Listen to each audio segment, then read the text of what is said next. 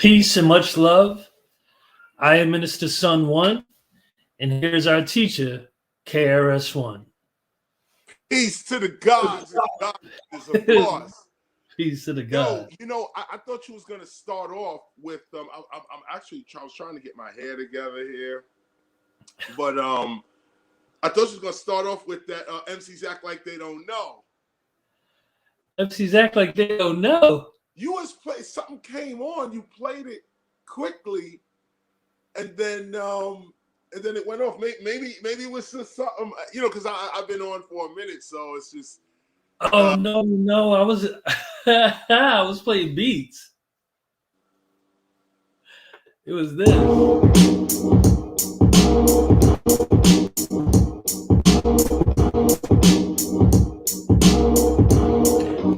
Yeah. That's hardcore. Yes, it did. It's funny. It's funny you playing beats because today at 4:00 I'm going to the studio. No! That's how I'm hopping on the jet. Oh, you better stop. It's actually today and tomorrow, and Simone is she's gonna add a piece to the album called "Let Go." Took one of M. Lottie's beats and threw Simone on it. I'm gonna spit raw, and that's also gonna be part of the project. So we going to the studio today. Excuse me. We're going to the studio today to get that done today and tomorrow. So I'm just pretty excited about that. We got a long read today, and I really want to get right to it. There's a couple of announcements I need to make as well. Son One, if you have any opening remarks, G. Simone is here as well, and stay them now. Well, peace to Minister G. Simone, and welcome everybody to the Temple of Hip Hop. Well, that was a quick intro. You see me reaching around here, and I'm looking for the glasses that I was going to use. Oh, here we go. So, as someone just said, welcome to the Temple of Hip Hop. And the Temple of Hip Hop is a hip hop preservation ministry, archive, school, and society. What we do here effectively is we're building our culture. We're building the culture of hip hop. This is a school for teachers of hip hop. I am engaged in reading the gospel of hip hop. This book right here, the gospel of mine, you can see is all worn out. But this book here, the gospel of hip hop, we're reading this through and through. Not only are we recording it, but we're for future students as well. But we're also giving commentary and speaking about the book so that those that are studying the gospel of hip hop in the future will be able to get the actual commentary, or at least one level of commentary from the author of the book, from the presenters of the book, from those who actually distribute the book itself and have lived the life. So this is part of it. And why do we do that? Why are we teaching this? Because our approach to hip hop is that rap is something we do. Hip hop is something we live. We are the first to declare hip hop as a culture. Others have spoke about hip hop as culture. Yes, indeed. We put it in rhymes. We had it, spoke of ourselves as a community. Even as a nation, we used to always say the hip hop nation. Some even said the rap nation. But the Temple of Hip Hop is the organization that was formed to actually make that vision a reality. And this is the difference here when we're speaking about the Temple of Hip Hop and its mission. And we always speak about this every week. We get clear with what we're doing and why we're doing it. We're building our nation. We're building our culture. And to build our culture literally, first you have to begin with teaching, with education. The community has to know how to be itself. What are the correct ways to be oneself? And you say, well, what's right for you may not be right for me, or what you think hip hop is may not be what I think hip hop is. Bullshit. We all know what hip hop is. And we all know, without me saying nothing, we are all having experiences with it. Some of us are having experiences that we like to keep and continue and keep it moving. Others of us are having experiences we don't ever want to have again. So at the beginning of a culture, schooling, education, historically it's been the temples, and that's the name of them, temples. There's actually a Latin word. The word temple comes from a Latin word called templum. And the templum is a delineated space. It's a sacred space. That's what a templum is. It's a space set aside for certain things. We don't do other things in this space. We don't do. This is the space we set aside. And it's Rome, actually. Latin, the language of Rome, Romans, Greco-Romans in that sense. Well, Greece had its own language, but the language of Rome, Latin. This is what it was. This is what it was. They would delineate a certain space and call it a templum.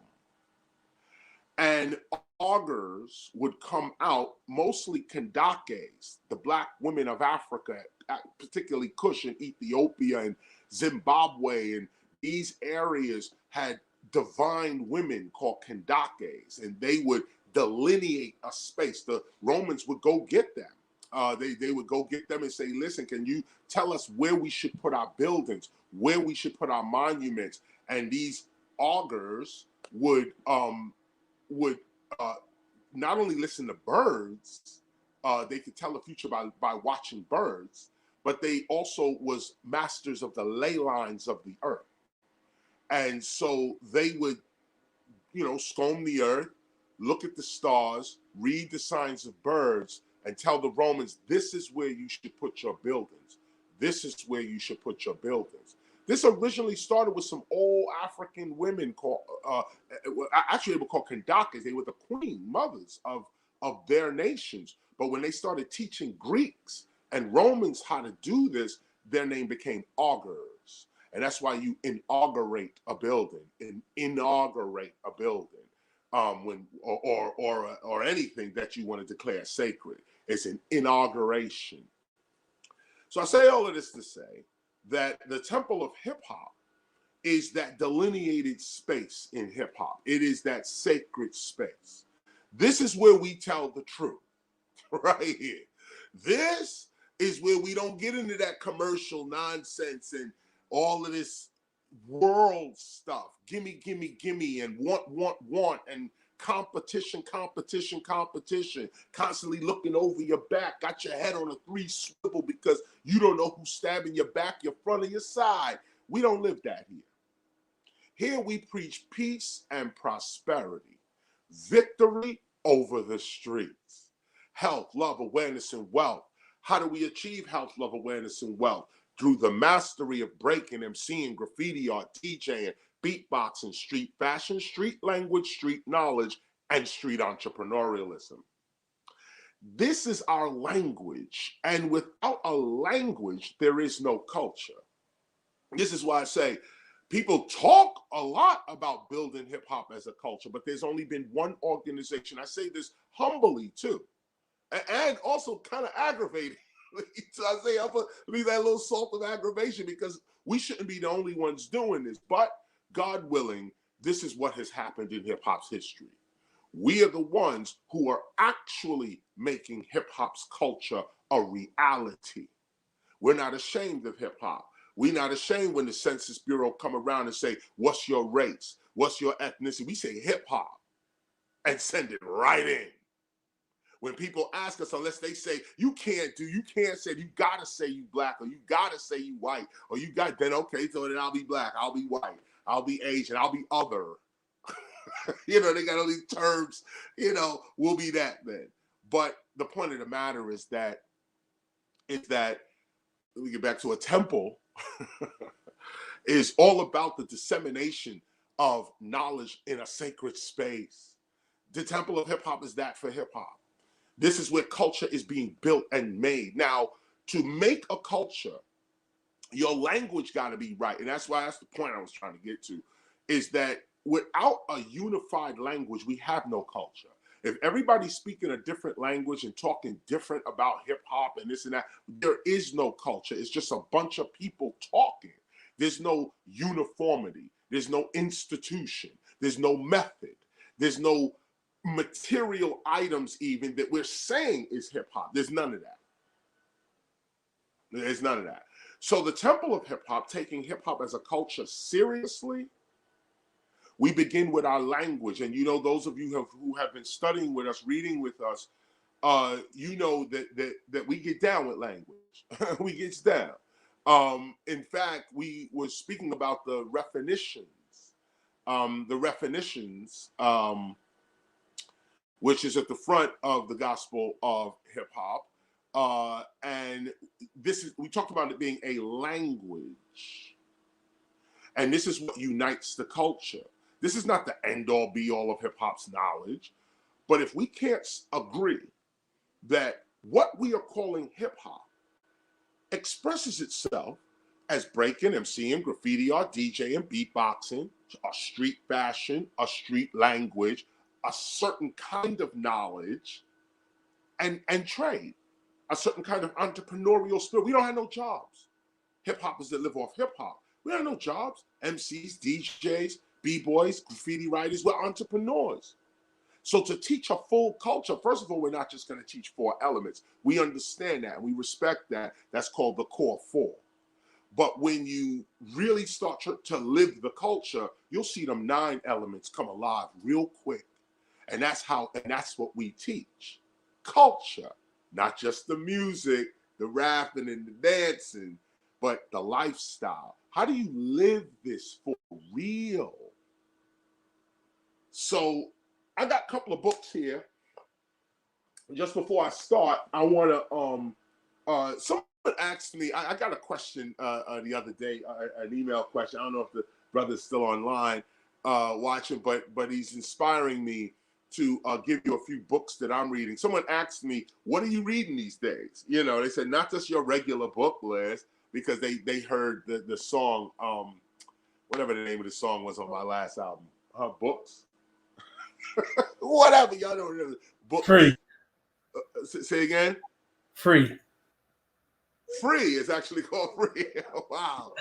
We went off. That's what happens when you do too many songs.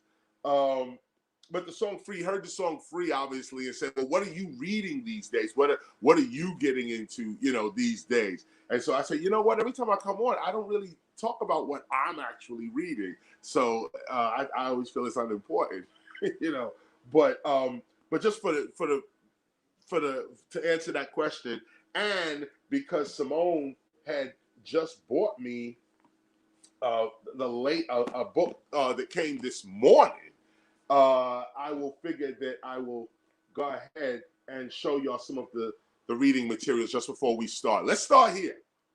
Let's start right here. Woo! This is crazy, okay? Simone just got me this morning. And this is going right to the library. I haven't read it yet, but the story is how in Wilmington, Virginia, I think it's North Carolina. Wilmington, North Carolina, I think. Yeah, North Carolina's largest city. Wow. In the 1890s. Well, basically, you know what the deal is. It was an African-American town. These people went into Wilmington, destroyed the entire, just like Tulsa, just like Hayti, just like same kind of story. But then they covered it up. This is the part that they covered it up. It says Wilmington's Lie, the murderous coup of 1898, and the rise of white supremacy. This is where they take it to. Now, of course, white supremacy can go all the way back to Rome, but this in America, this is a very interesting story that's not getting told. Now, of course, I'm not trying to sell the brother's book, David Zucchino, but he deserves some respect around here for even putting this thing together. Excellent story. As I heard the story on C-SPAN, and that caused me to go get the book. I'm going to read this through and include it into what is getting ready to come out, which is called Black Oustery. I've been piecing this book together. Y'all know I've been writing both that and another book called Real Niggas. a look at institutional racism through an intellectual analysis of the N-words. These two books focus on stuff like this. This is called The Wilmington Lie. Got another one here, Slave Ship Colida. This is just, I'm sorry, Slave Ship Colida and the Making of Africtown, USA. These are forgotten histories that are just as real as Dr. King and Malcolm X, and they have lasting effects on the whole of the United States. Not just Black people, but everybody got affected. Everybody was part of this. This is a story that you don't normally get to hear. There's another good one as well. In the same lines, The Arrival of the First Africans in Virginia by Rick Murphy. Look at this. Okay, take a look. This just came out. Rick Murphy found some new information that goes even deeper into the 1619 Jamestown, Virginia story. He blows that whole thing up and out. This book right here, The Arrival of the First Africans in Virginia. This is a good read. I'm halfway through this right now. This is part of what I'm reading right this second, as if you want to know. This is hot right here. This is hot. My man's going back to Africa before this, he's talking about how we actually got on the ship. Like, not forget all this, they landed and was slaves. That's already been blown out the water. But he's talking about before all that, Angola in Africa, how we were living, what caused the slave trade, what the decisions of the kings, what they had to do. Excellent read. It was amazing, or is amazing. I'm still getting through it. Conquest by Law, How the Discovery of America dispossessed indigenous peoples of their lands. Dispossessed, yes, indigenous people of their lands. Now, of course, this is a fitting read for Thanksgiving, or as we aptly say, Thanks-taking. And I say that with no due respect at all. We know what the deal is, and so this is what it is. This is another excellent look. Conquest by Law. Not just the military piece, not just the disease piece, but that law piece. You making up stuff and applying it to people. Look at this. Great, excellent book here as well. This here, last one in terms of reading on this, The Wilmington Coup of 1898. This here is a companion, let me find you, to this. Okay, look at these here, right? See, David Zucchini. The other one is Roger Davis. Two excellent books. These tell you the story. They come from different perspectives, but this is basically what it is. And so that's my African American reading. Let me hop in real quick, because I actually I blew out Thanksgiving on Thanksgiving, because, well, essentially, or to make it real quick, a lot of people have seen it who's within the temple, but essentially, Thanksgiving was instituted by Abraham Lincoln. In, like, I want to say 1863 or somewhere around there. Thanksgiving itself has absolutely nothing to do with Native Americans or Pilgrims. Somehow that became the commercialization of Thanksgiving, but through beer companies.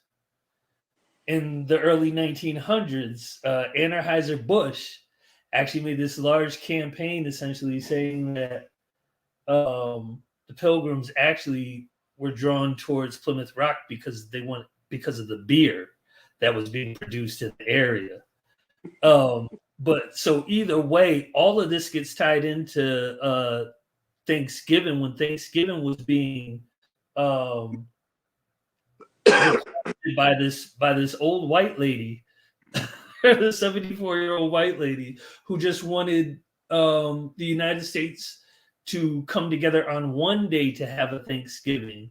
But a Thanksgiving is technically a term in the Bible that actually Catholics had celebrated Thanksgivings, and had their own little festivals and this, that, and the third.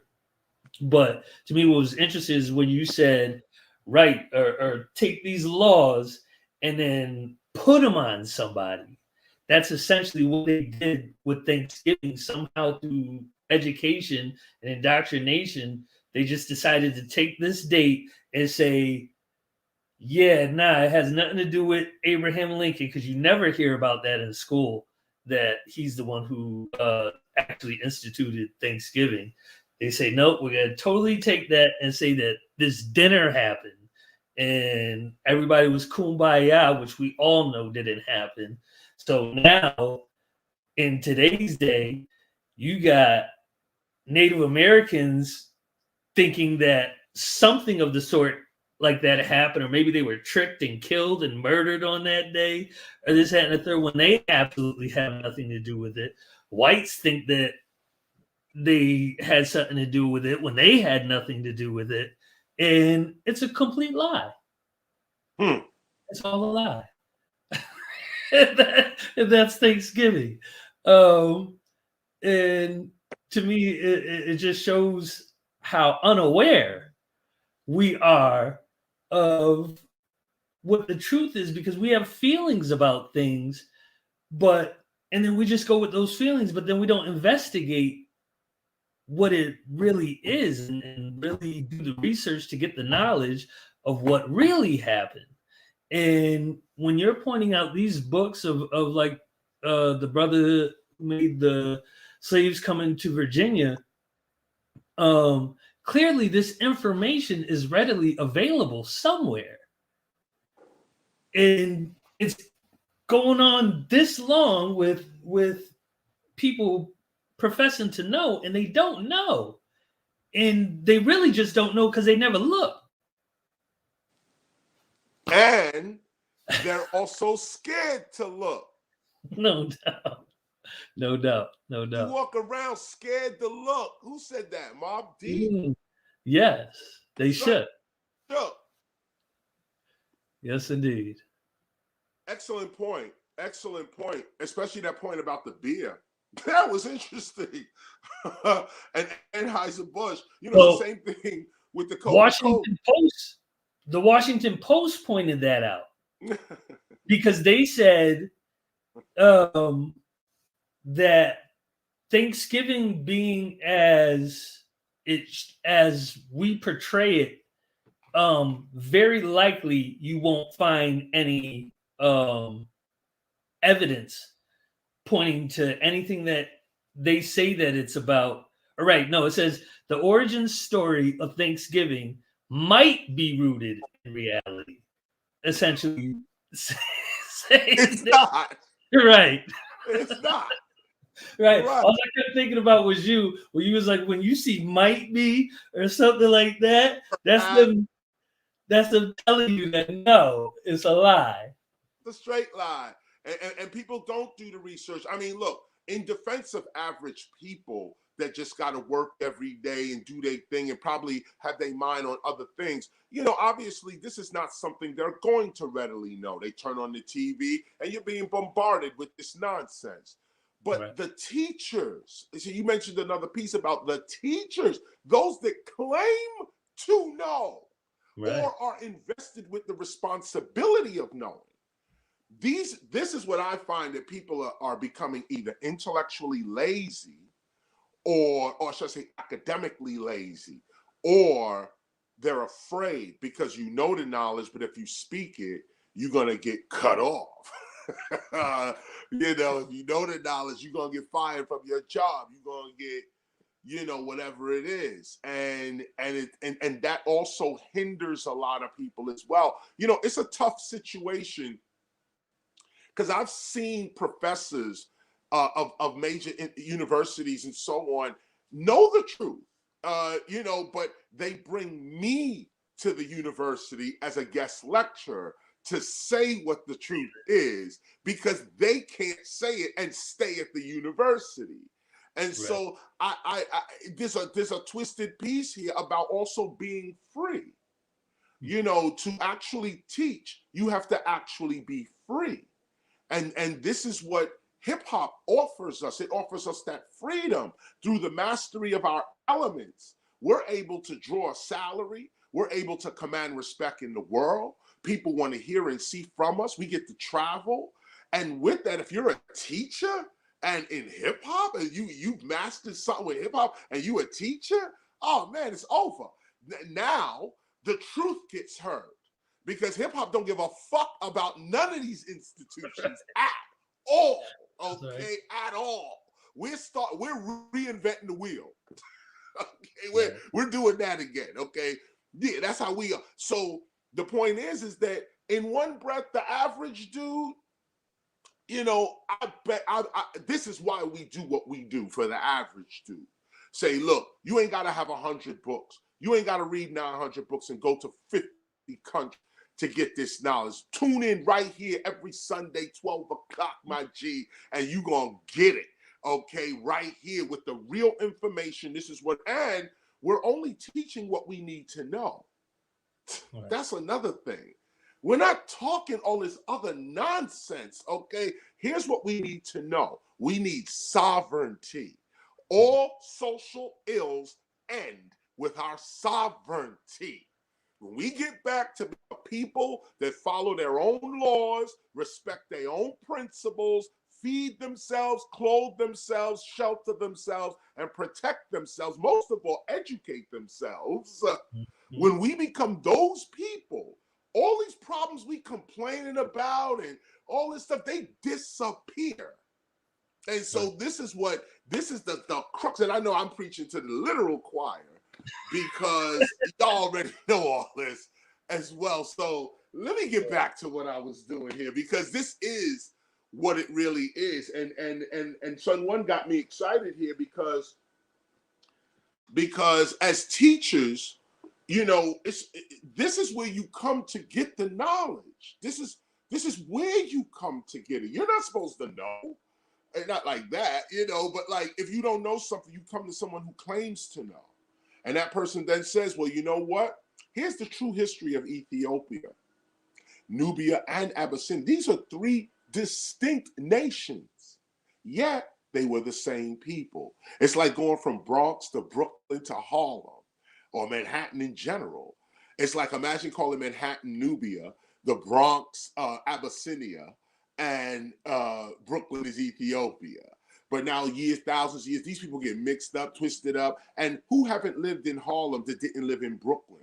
Who wasn't born in Brooklyn and didn't live in the Bronx? And then Virginia and Florida and Washington, D.C. and nice little book here that gives you separations of ancient civilizations. So you're not walking around lumping all black people together like the colonists do. You know exactly who's who and what's what and where they came from. And like Son One, you just pointed out, this knowledge is readily available, but it's your character that points it out. It's your, I am this. I am following the light of my ancestors, literally. So my character places my hand on this kind of knowledge. I go places, I'm not even thinking about no book, nothing. There's the book right there. I got to get it. I go to places, it's supermarket. I go to the supermarket next door. There's a thrift shop. I say, oh man, thrift shop. Let me go in here and see if they got some music. Because I get old CDs and stuff from the thrift shop, all of that stuff. Beats. I'm not giving away my techniques. However, there's the thrift shop. I walk in there for CDs. There's the book. There's the map. There's an ancient map that's in a thrift shop. Somebody just gave it away. There's an ornament, a piece that nobody cares about. The piece is 50 cents in the thrift shop. You get it. This piece is a wealth of knowledge if you know what you're holding and can explain it. This is how hip hop learns. This is how we've learned. Walk around with a recorder. Walk around with something to write with, or your phone these days, right? Make sure you have that record button ready on your phone, because that's how knowledge comes. It comes like when you ain't even paying attention, but you know you needed to know something. And then, of course, I'm not getting into that now. That's called the subconscious mind, where you know you need something, but then the conscious mind forgets about it and says, I'll get to it. And the subconscious mind takes that and starts manipulating reality itself to bring you closer to what you consciously want. In fact, I said we're not getting into it, but we are getting into it because we're reading awareness today. We're reading awareness. I got just 2 more books because these are important to also know. This I just got, English into Portuguese. I have a bunch of these, English into French, English into German, English into Hindi, English into this. So I got a fresh one here because I always update my knowledge. So even though I got books on English and Portuguese, this is the latest one. Okay, so you make sure you update knowledge and make sure you got the latest books. And here's why on another level.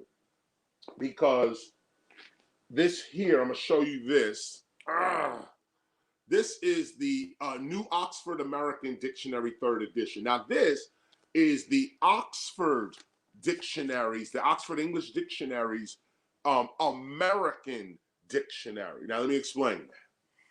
The Oxford English Dictionary, which I actually have right here, let me give this. Here's one.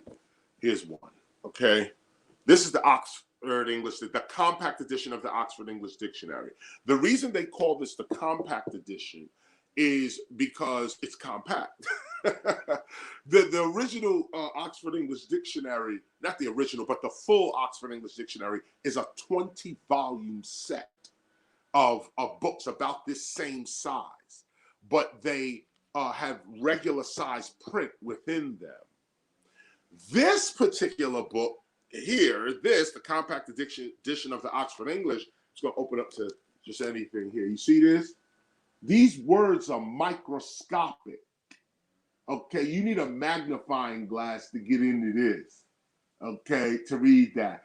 But the point to the Oxford English, the point to this is that this, it doesn't just give definitions of words, it gives the etymology of the word, the history of the actual word itself, you see. So the Oxford is really where you start with English language. And of course, English is from England. English is English. So, and that's not even true because it's something, the history of English actually goes to the French, if you can believe that. But at the end of the day, English starts with England.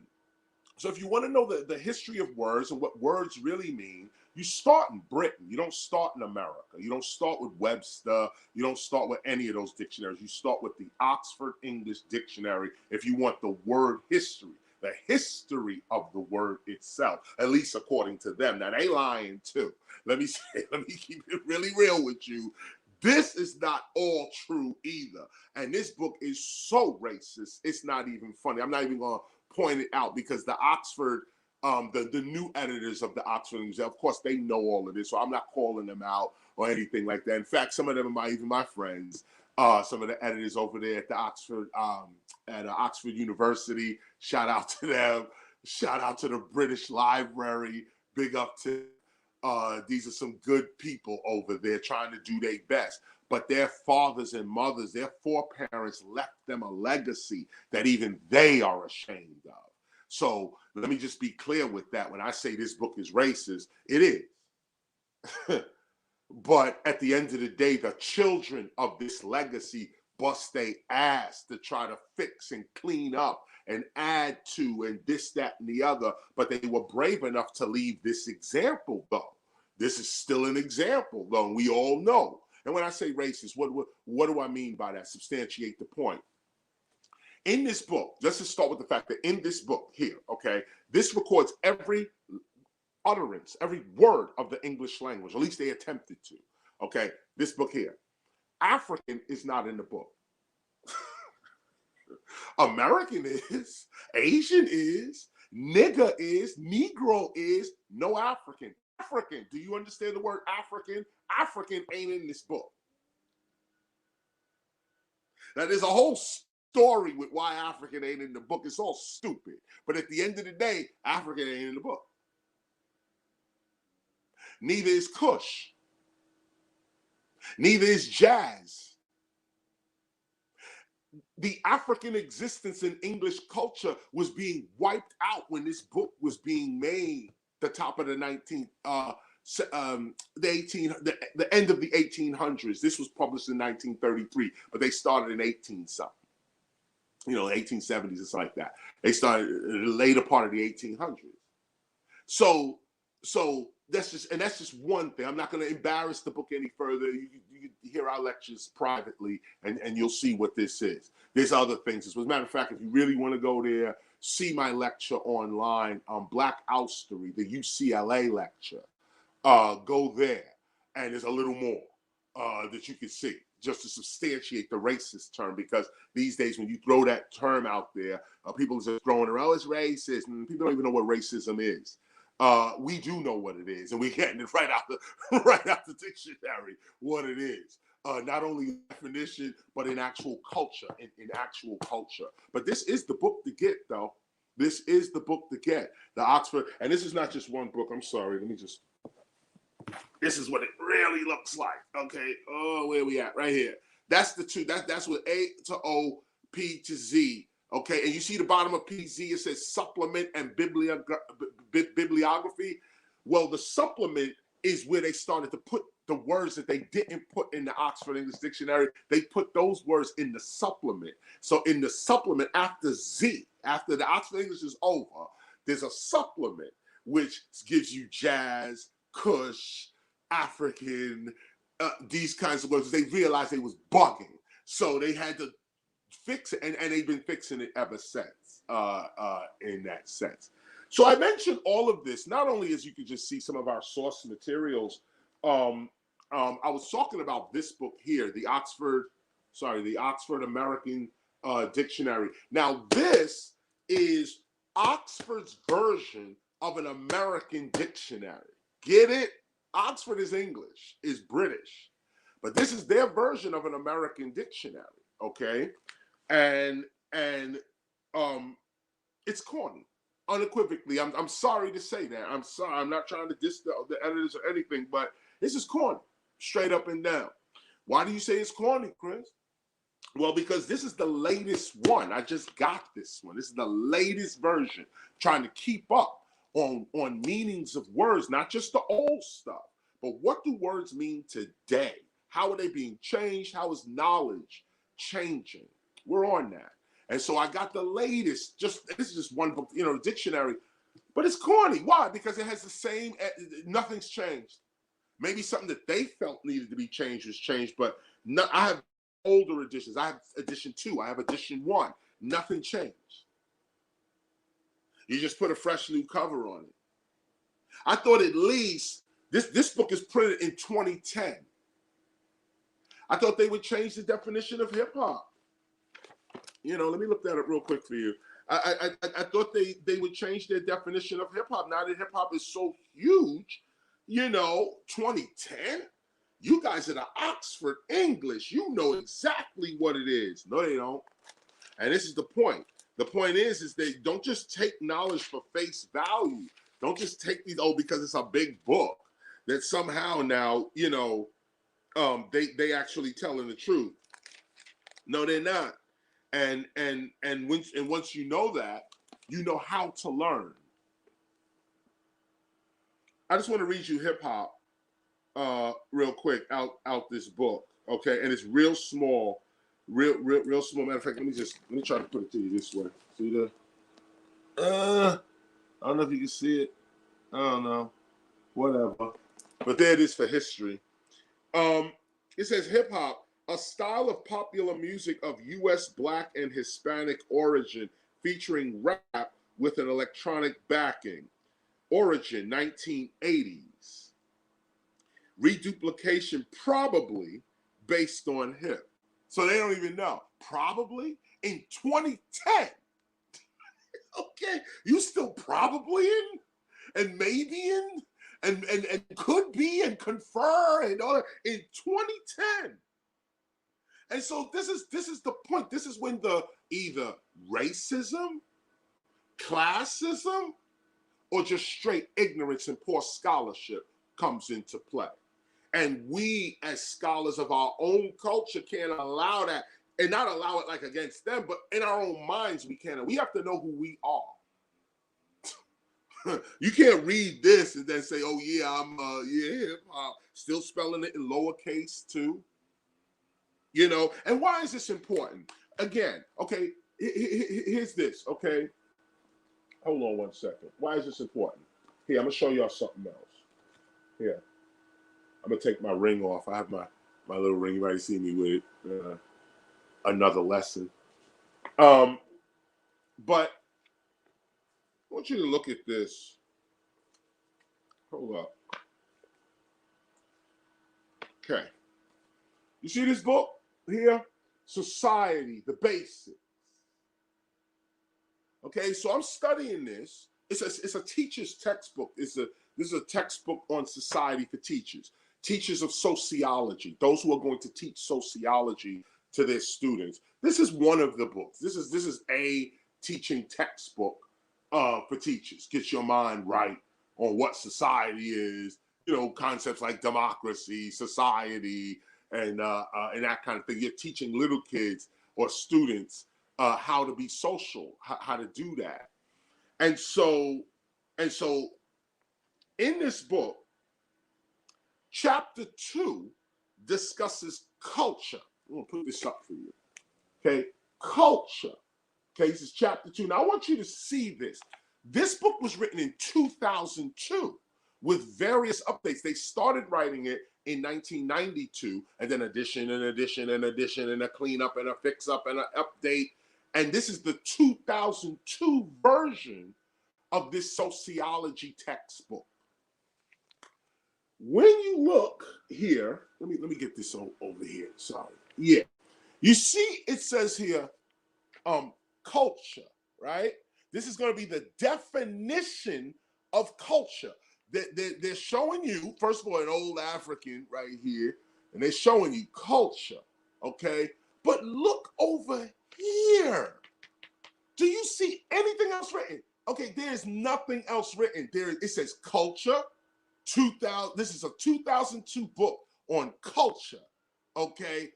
Right over here, let me read what's over here. The first sentence, when they say culture, okay?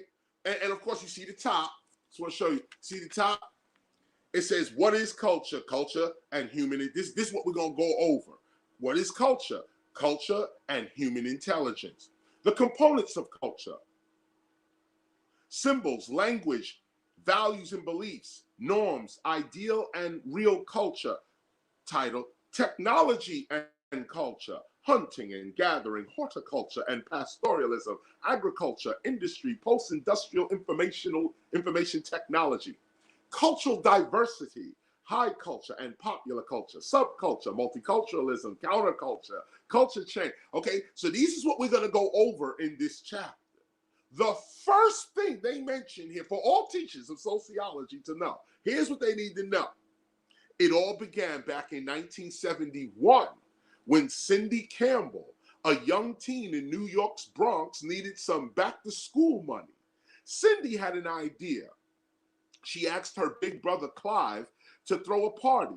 In Jamaica, where the two had grown up, Clive had loved music and been fascinated by the happy crowds that filled dance halls. The party was a smash, lasting until 4 o'clock in the morning. Clive handled the music. Cindy worked the door, collecting 25 cents from each girl and 50 cents from each boy. The two made a lot of money than they had expected. The two made a lot more money than they had expected. But Cindy's idea ended up doing far more.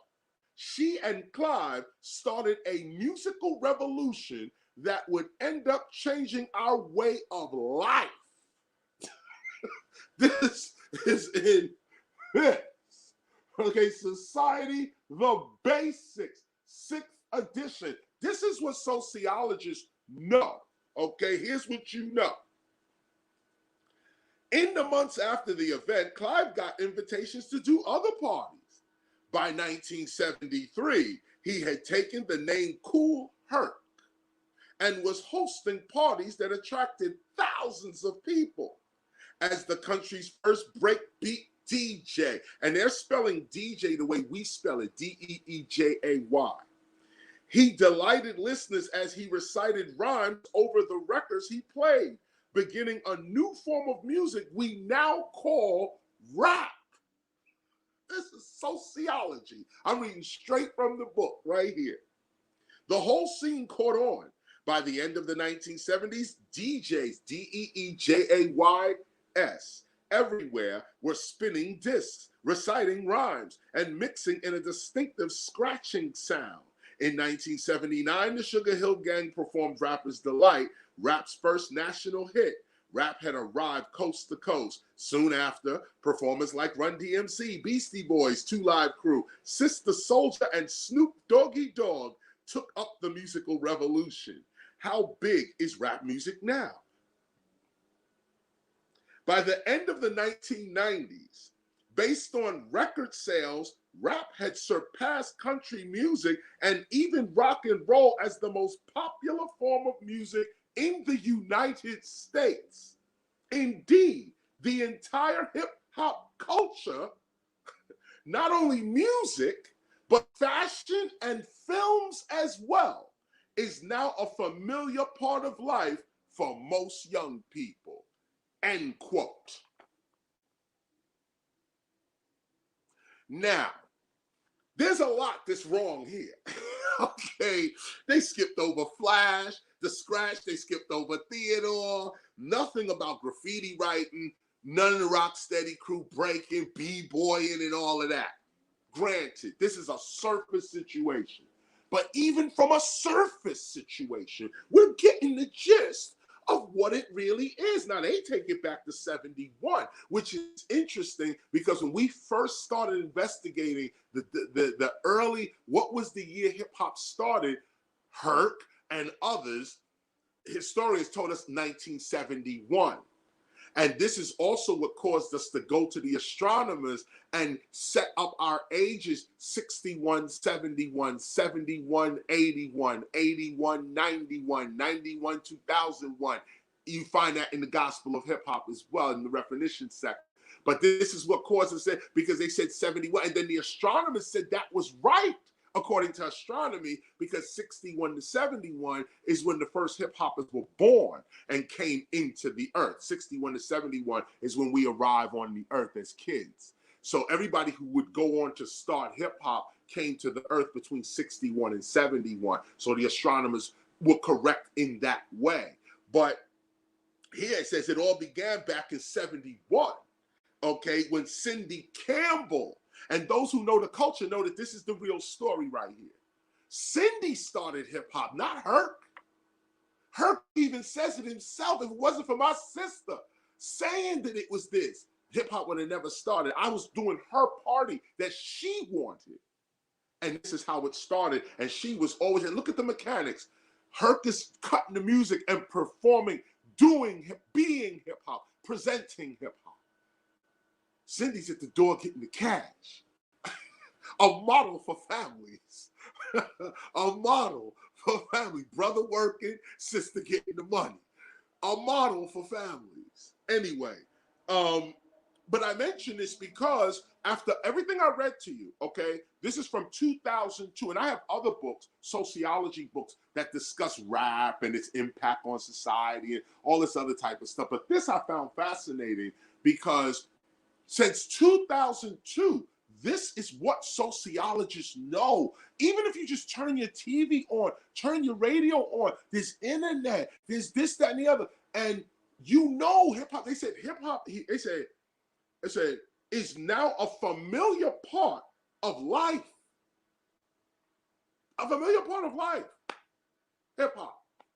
So why then, when we go here, in 2010, okay, hip hop don't get the correct definition. This is corny, straight up. But you got to buy the book to know that. That's $40 too. So this $40, this book right here, $40 to say it's corny. To read it, to find out it's corny. Why is it corny? Because again, if you, from 2002, sociologists know what hip hop is, know the story, got Cindy name all up in sociology, and you still putting us out like this? Nah, you don't get no respect over here for that. Sorry. And that goes back to what Son One was talking about in terms of what we was talking about, intellectual laziness, or or just ignorance, or just carelessness, or deliberate attempts to degrade us and manipulate us in world history so our children don't get no heritage. You know, 2000, imagine if you relying on this, looking for your culture in 2010. You say, well, I know hip hop existed in 2010. It was huge. And then you go to the Oxford American Dictionary and all you get is a blurb and incorrect at that. This is why scholarship matters. This is why the Temple of Hip Hop matters. This is why I do this every week and will continue to do this, especially when we establish our physical temple for hip hop. So let us get down to the lesson now. I went over the books and why. Let's get into our lesson plan today. I'm at the Gospel of Hip Hop. I'm reading now from the Gospel of Hip Hop. I'm excited about this. It's a full read today. We're talking about awareness. And that's also why I bring these books up as well, because what the brain doesn't have a word for, it can't see. And we're going to learn that here. It overlooks it and so on. And it's like the point of studying and having books and reading is so that you can see more. You can see what's going on and you can make proper decisions. This is not about being against anybody or for anybody. It's about you and your empowerment. Can you see what's going on? And a lot of people can't, and they get caught up and don't know, you know. So to build culture, to build our nation, we start with an education. And the education, real knowledge, is about you. Real knowledge is about you. Real knowledge helps you to be a better you. So if you are really hip hop and you feel like a citizen of this nation, well, this is the knowledge you need to know. This is the knowledge you need to know. This is cultural knowledge from the cultural architect of the culture. Here it is. It's a burden. It's not something to gloat about. It's not something, oh, I'm the cultural architect. No, that's not what this is. It's a burden because being ahead of your time is just as painful as being behind the time. And so being ahead of your time, you have to take the ridicule, you have to take the disrespect, you got to take the ignorance, and then for those same people to turn around and now say, oh, yeah, you know, I can see it now. Yeah, oh, but back then when we were supposed to see it, you didn't see it and you dissed it, and our children missed the opportunity. Now we're 60, 70, 50, 40, and now we're saying, oh, yeah, I see it now. I see now. Nah, now's not the time to see it. You know, back when we first said, stop the violence, that was the time to stop the violence. You must learn. That was the time to learn. Taking hip hop to the United Nations and declaring it a culture of peace and prosperity, setting forth the hip hop Declaration of Peace. This was the time for us to come around. But did anyone come around? Well, we did. And those who were down with the temple, artists, celebrities, and apprentices, those who were down with us, we got down. And I'm not bragging or saying anything. But because of our principles, we are still here today. Because of our ancestors, we are still here today. You don't see me slouching at all. I'm rocking this whole culture right now. Right now. God on top. Culture on top.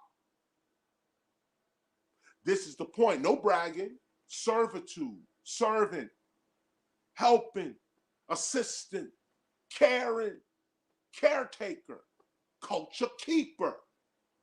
This is the attitude. This is what's going to build the culture. And you can talk all day. Yeah, it's culture. Yeah, it's culture. It's culture. But if you can't speak the language of the culture, you ain't the culture. If you don't speak the language of the culture, you can't even transfer the culture to the next generation. What is the actual transference of culture to another generation? It's the language. So if we don't unite around a solid language for hip hop, and notice when I read you the sociology piece, they say hip hop starts in 71 with Cindy. That's right. We celebrate 73. We celebrate 1973. We're coming up on a 50-year anniversary of hip hop. Everyone has seemed to settle on 73 over a period of time now. And that's partially also because of the flyer, the one evidence that we do have for 73. But there are others who argue that that flyer as well is late, that hip hop was happening before. That Cool Herc's party didn't start there. The actual party was 2 years earlier in 71. But that particular party was 2 years later. I got to get with Herc and draw this out of him and Cindy. I got a meeting coming up with Cindy as well. I'm going to ask her a few of these things. But the point is that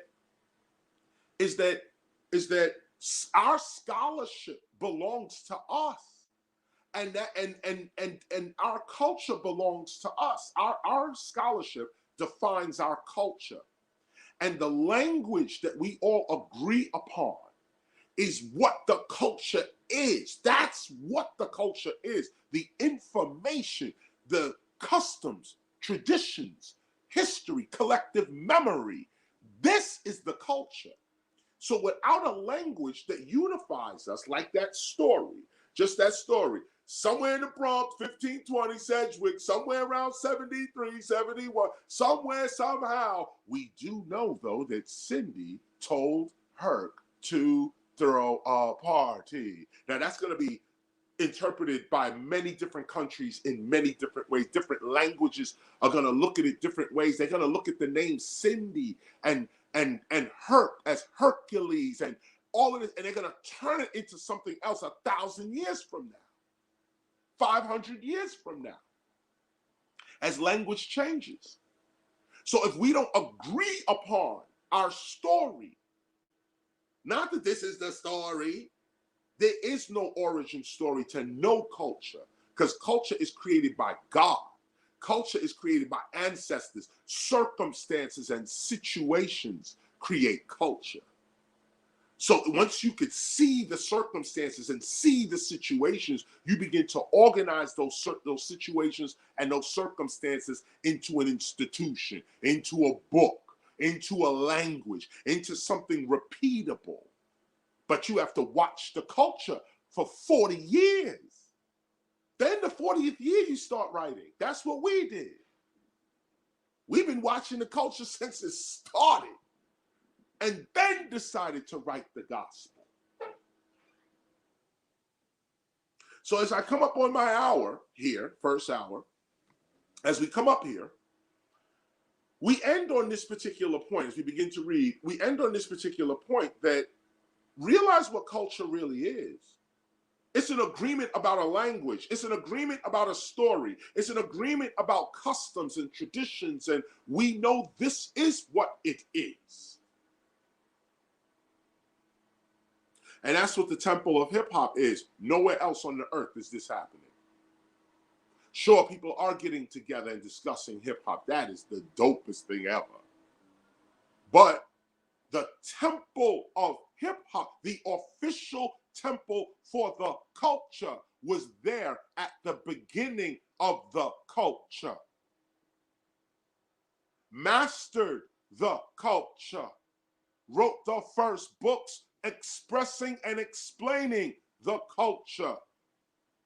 First organizations to bring culture together. The first meetings, the spellings, the dates, the codification of the culture. That's all the temple of hip hop. With assisting, I can't front on Zulu Nation, who were the first to actually codify hip hop as breaking, MCing, graffiti, or DJing, knowledge and overstanding. Big up to Zulu Nation. The temple of hip hop then comes after that and actually does the work. Actually does the work. People discussed hip hop as culture within Zulu Nation, discussed hip hop as community. Africa Bambaataa talked about hip hop as a planet rock. We know a place where the lights are hot. Talking about culture, we know a place. All of that. But it was all idea and poetry and this thing. which is dope, which is how all cultures begin, with that dance, with that poetry, with that art. But then somebody has to make that real. That's us, the temple of hip hop. We making hip hop real on the earth, in the earth, I should say, on the world, in the earth. They got it twisted. In the world, on the earth. That's colonial language. In the earth, on the world. We're making hip hop real. So turn your gospel now to awareness, which is one of the first ways to make hip hop real. Awareness. Awareness. I'm on page 235. Let me just clean my glasses real quick. I'm on page 235 of the Gospel of Hip Hop. I want you all to turn to that right now. And let's get started. If an electrician walked into a room with a person untrained and, oh, wait a minute, before I start this as well, I'm sorry. Streetlight. Last week I told you, go ahead and watch Streetlight, because we go deeper into this particular section in a movie called Streetlight. If you haven't seen Streetlight, go watch Streetlight. It goes even deeper into what we're talking about here, or at least gives an alternative view, a more entertaining view of what we're talking about here, but I entertain other ideas as well. Okay, page 235, Gospel of Hip Hop. If an electrician walked into a room with a person untrained and unskilled in electronics, it is safe to say that the electrician and the unskilled individual would view the room in two different ways. The electrician would walk into the room and see things that the untrained, unskilled individual would not. It's the same room, but the electrician sees the room in one way and the untrained individual sees the room in another way. Neither person is wrong in their interpretation of the room. It is just that the electrician has a certain knowledge that gives her the ability to see the room in a different way, even in a more expanded way. The electrician, just by glancing at the room, would habitually take special notice to the room's electrical outlets, lighting fixtures, wiring, etc. The electrician could ascertain certain things about the room that the untrained person simply could not. It is not that the electrician is a better person or even more intelligent than the untrained individual. It is simply a matter of awareness. Because of a certain knowledge, the electrician has access to a different sight, a broader view. Even deeper, we can see how the one room changes several times according to the observer's knowledge or awareness of that room. The electrician sees one kind of room and the untrained individual sees another kind of room. But in reality, there is only one room. The room could change again if a professional painter accompanied the untrained individual and the electrician into the same room. The painter's knowledge of paint and wall textures would reveal an entirely different room to the painter than the electrician and the untrained individual might be capable of seeing. Because of their levels of awareness, the painter, the electrician, and the untrained individual would all see the same room in three different ways, and each view of the room would be correct and true for the viewer. The room would change a fourth time if the painter, the electrician, and the untrained individual were then accompanied by a professional plumber. The point is that your perception of your environment is created by the amount of awareness or knowledge that you have. Your reality is based upon your knowledge. Let's just underline that. Not the whole sentence, just that last part. Your reality is based upon your knowledge. Awareness comes to us by way of knowledge or inspiration. The more things we know and feel, the more things we can see. Anything that the brain doesn't have a word for, it cannot see it.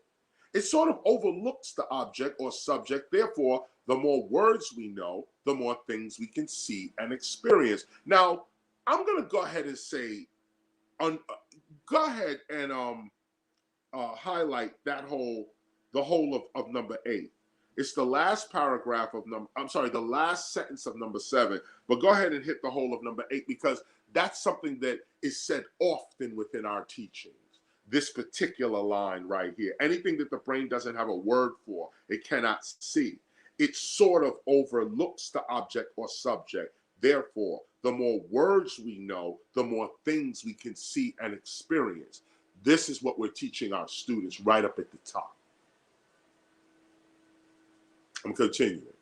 Everything that our eyes sense must be pictorially identified in our minds in order for us to actually see it, or more accurately, notice it. In fact, you don't see what you've never seen. Let me say that again. In fact, you don't see what you have never seen. Think about that for a minute.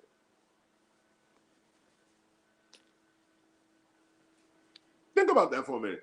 You don't see what you have. If you have no reference for something, you can't see it. Things have to be pointed out to you. In fact, you don't see what you have never seen. You don't notice what you don't have a previous reference for.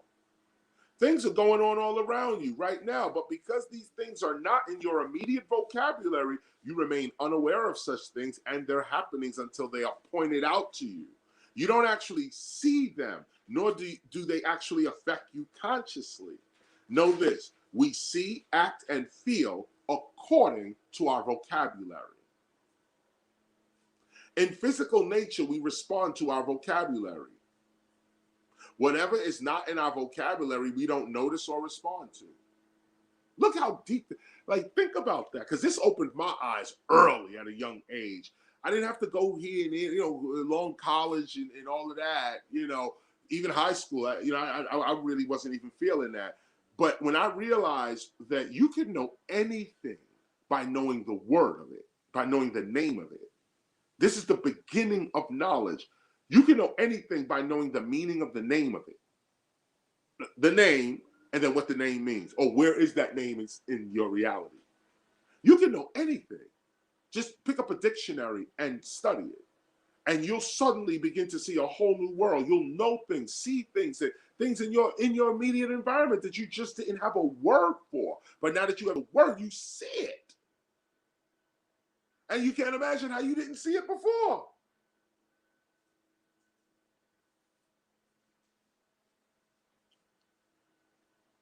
I'm on page 237, paragraph 10. The untrained individual entering a room with an electrician is analogous to the apprentice walking in the world with the teacher. Just as the electrician is trained to identify and restore electrical wiring and power, a teacher is trained to identify leaks, breaks, and clogs in one's creative flow and life circumstances. The teacher is trained to see God's movements and look past the projected illusions of the material world.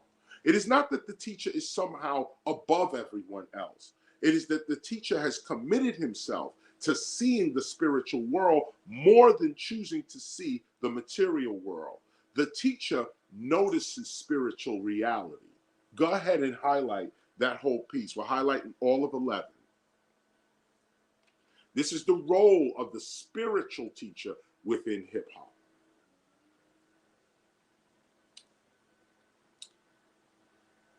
The teacher practices seeing his dreams in the physical world. We just talked about that a little bit, about we dreamt about hip hop as culture. We dreamt about hip hop as nation, as community, as this kind of thing. Some even talked about being principals in the rap school. This kind of thing. We alluded to it, but no one ever opened the school. No one started the school. No one started the nation. No one started, these are the dreams. And not no one started, but this is how cultures are created. This is how somebody got to be the dreamer. Then somebody got to come in and organize that dream. Then somebody got to come after this and take that now even to somewhere else. And hopefully we're producing those kinds of people.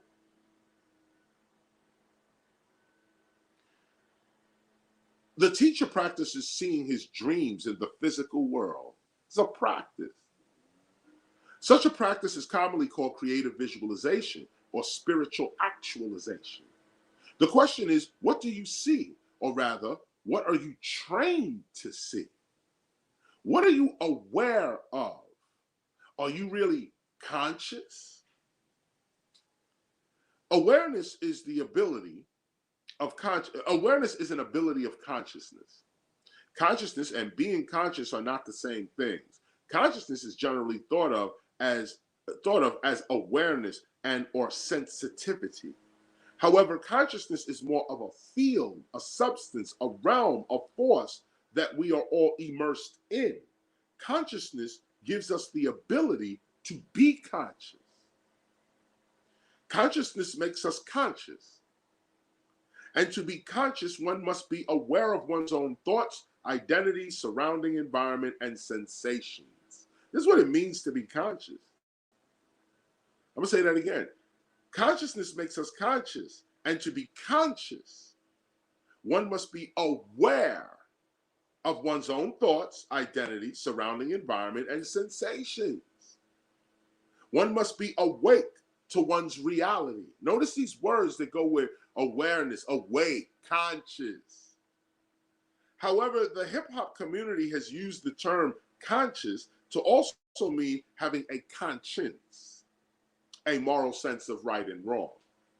Those of our community who have displayed high moral character and ethical behavior, an aura of spirituality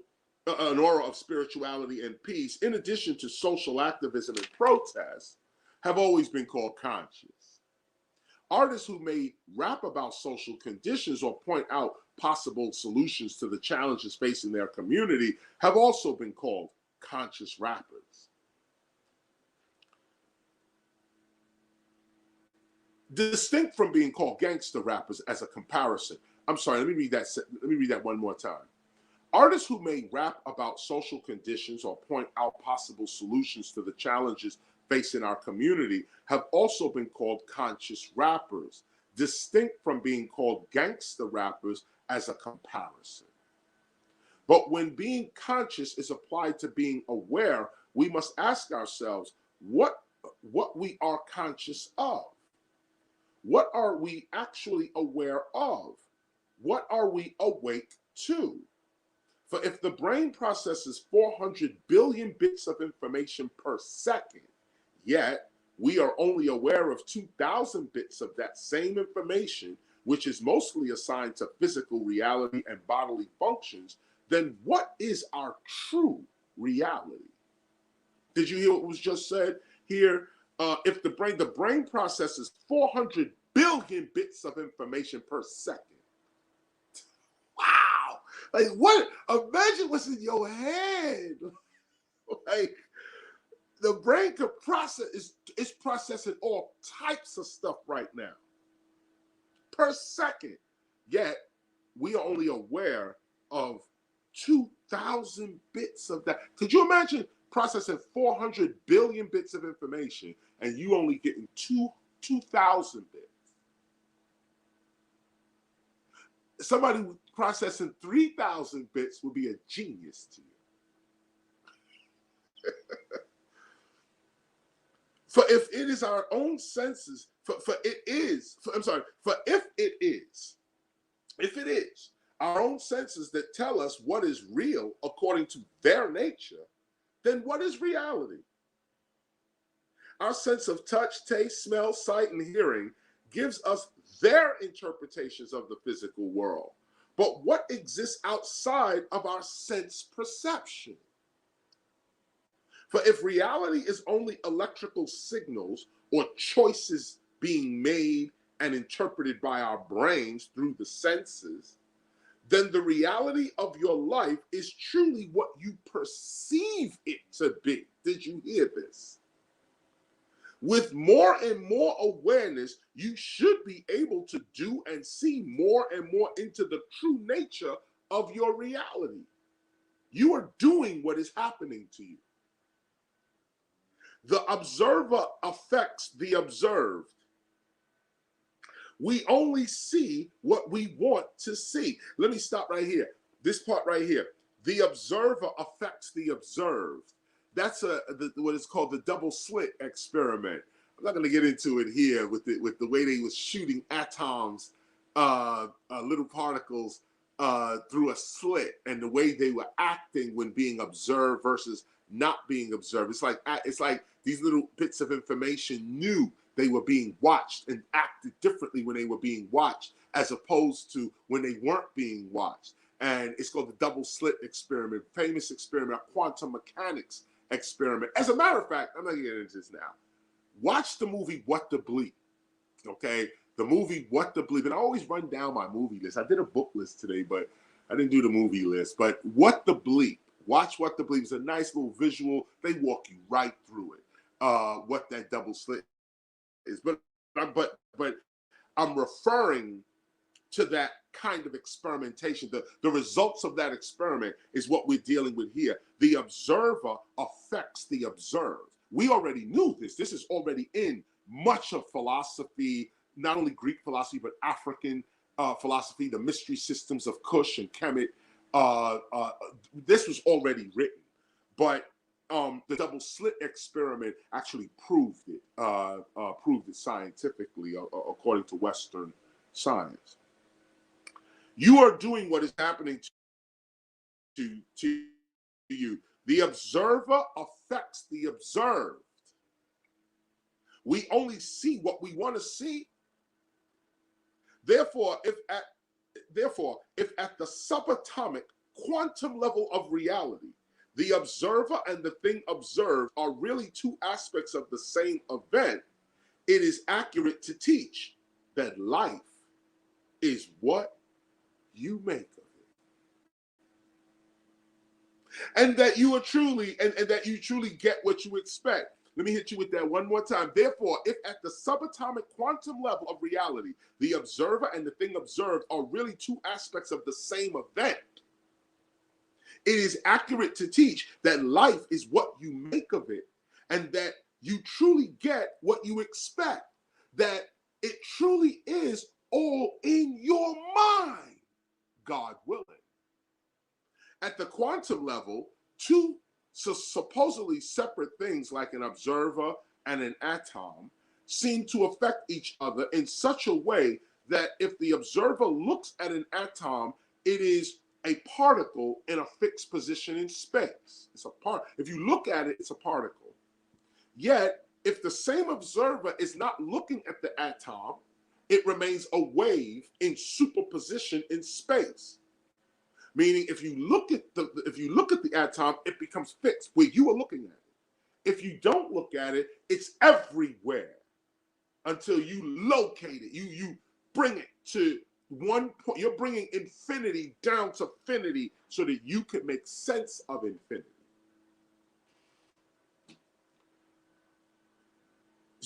It says here, at the quantum level, two supposedly separate things like an observer and an atom.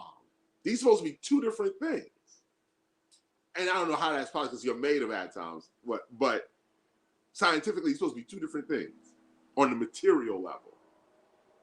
Seem to affect each other in such a way that if the observer looks at an atom, it is a particle in a fixed position in space. If the same observer is not looking at the atom, it remains a wave in superposition in space, meaning that it is everywhere at once until we look at it again. Our true being seems to exist in a unified field of infinite possibilities that we call God. Everything seems to be going on at the subatomic level at the same time in the same space until we choose one outcome by denying all others. It is perception that creates reality. It seems that physical matter is both particles and waves at the same time, meaning that there are physical as well as non-physical existences to everything our senses can detect. Even if we are physical / non-physical beings, even we are physical, non-physical beings. Actually, the body is the mind in particle form, and the mind is the body in wave form. Again, actually, the body is the mind in particle form. This is the physical mind. In physical form. And the mind is the body in wave form. The truth of the matter is that physical reality and the observer of physical reality are two aspects of the same unified field or event. The observer affects what the observer sees. We basically see what we want and need to see. This is how we started hip hop. This is how it started. The truth of the matter. Oh, I'm sorry. Yeah, let me just hit that one more time anyway. The truth of the matter is that physical reality and the observer of physical reality are two aspects of the same unified field or event. The observer affects what the observer sees. We basically see what we want and need to see. This goes for our other four senses as well. We are telling physical matter through our sense perception what we want it to smell, feel, taste, sound, and look like based upon what we have decided over many years shall be real for us. In essence, everyone affects the reality they see, hear, touch, smell, and taste. And remember that it is our senses that are telling us what, like when you touch something, that's not what it feels like. It's just your sense of touch is making it feel like this. When you smell something, that's not all that it smells like, and that's not all that a smell is. But you just take it as, it smells like this. This is your senses telling you what reality is, and whoever controls your senses then controls your reality, which is why to be free, you have to go beyond your senses. You have to be able to see beyond your senses. You have to be able to discipline them, think past, see past your sight, which is your inner sight. See past your physical hearing, which is that inner ear. See past the smell, touch, taste. You don't have to be tempted by these smell, touch, and taste. Those are the temptations. Seeing and hearing is spirit or mind. Spirit, the intangible of you, the being of you is only seeing and hearing. That's what is immortal. Seeing and hearing is immortal. It's smelling, touching, and tasting that you give up at death. Smelling, touching, and tasting is what connects you to the world. And if you could get past smelling, touching, and tasting, you would have conquered the world. At least the world doesn't affect you the way it affects other people. The people are dragged around by smell, touch, and taste. And even sight and hearing. You know, you can be lured by a certain sound or information. You see things, it makes you feel act a certain way, this kind of thing as well. But this is also why it is important to get past the flesh, get past interpreting your world only by physical sensation. There's more to reality than your five senses. The physical world is a potential until we choose. I'm on page 239 at paragraph 24. The physical world is a potential until we choose it to be what we desire. Space is the substance, environment that helps us to see separate things. That's what space is.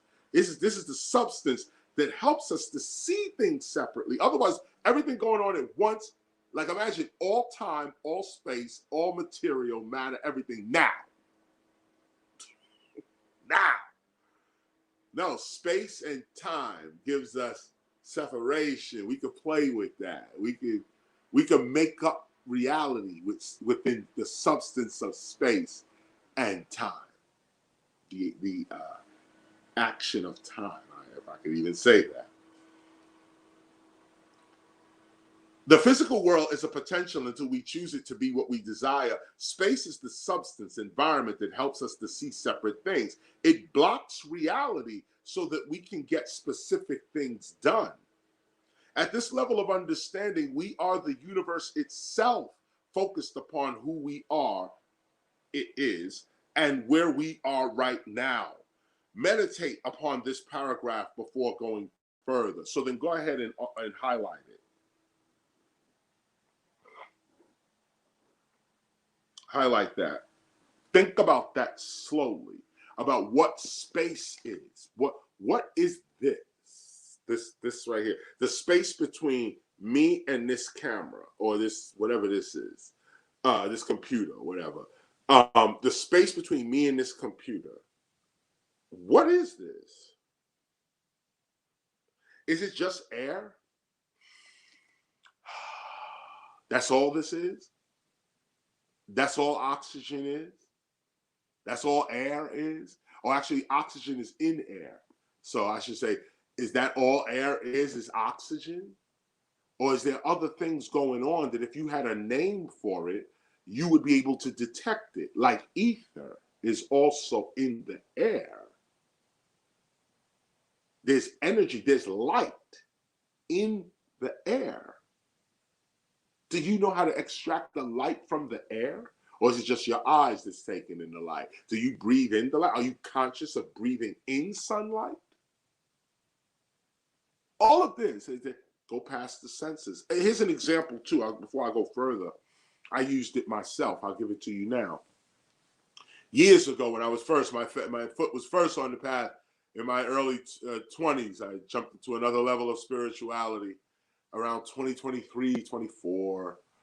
And I noticed in a rainstorm, it was raining, and I was driving a car, and I noticed that my windshield, you know, when it rains, the rain is beating against the windshield, but you have these wipers, and they're wiping the rain away. So I noticed that spirituality, the spiritual realm, is like being in a rainstorm. Meaning that, or here's the analogy. So you're in the car, which is your body. The windshield is your eyes. And so the rain, so you notice while you're driving, you can either look at the windshield, you could look at the wipers, you could look a few feet ahead of you, and you could look miles ahead of you. Now, at each level of sight, you give up the sight of these other realms. I noticed that even when I was in the car's going, so I said, I looked at the windshield itself. I looked at the rain on the windshield, but that blocked me from seeing the windshield wipers. I saw the windshield wipers, but they were blurry. They were not in my focus. I saw them, but I looked past them.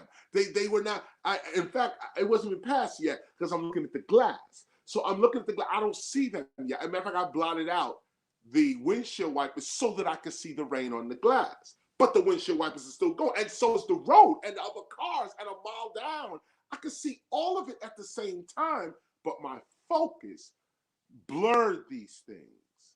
And I was focused on the windshield. Then I said, let me look at the windshield wiper. When I looked at the windshield wiper, the window became blurry. I didn't see the window.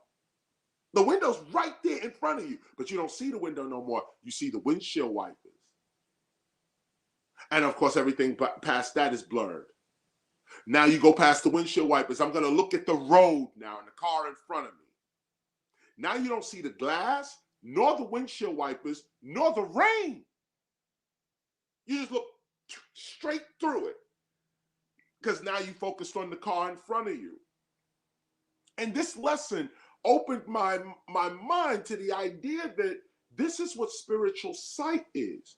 What are you choosing to focus upon at any given time? It's all here. It's all right in front of you. But if you just focus on the windshield wiper, then you blur the window, the steering wheel, the other two windows on your right and left, the rest of the road. You're just focused on that windshield wiper. And we do it in seconds. We focus on the windshield wiper, then we go to the road. Then we go to a car. Then we go to the radio. Then some of y'all go to your phone. And then we go to this, that, the other. And we're like, pop, pop, pop, pop, pop, pop, pop. And we're doing it quick, quick, quick, quick.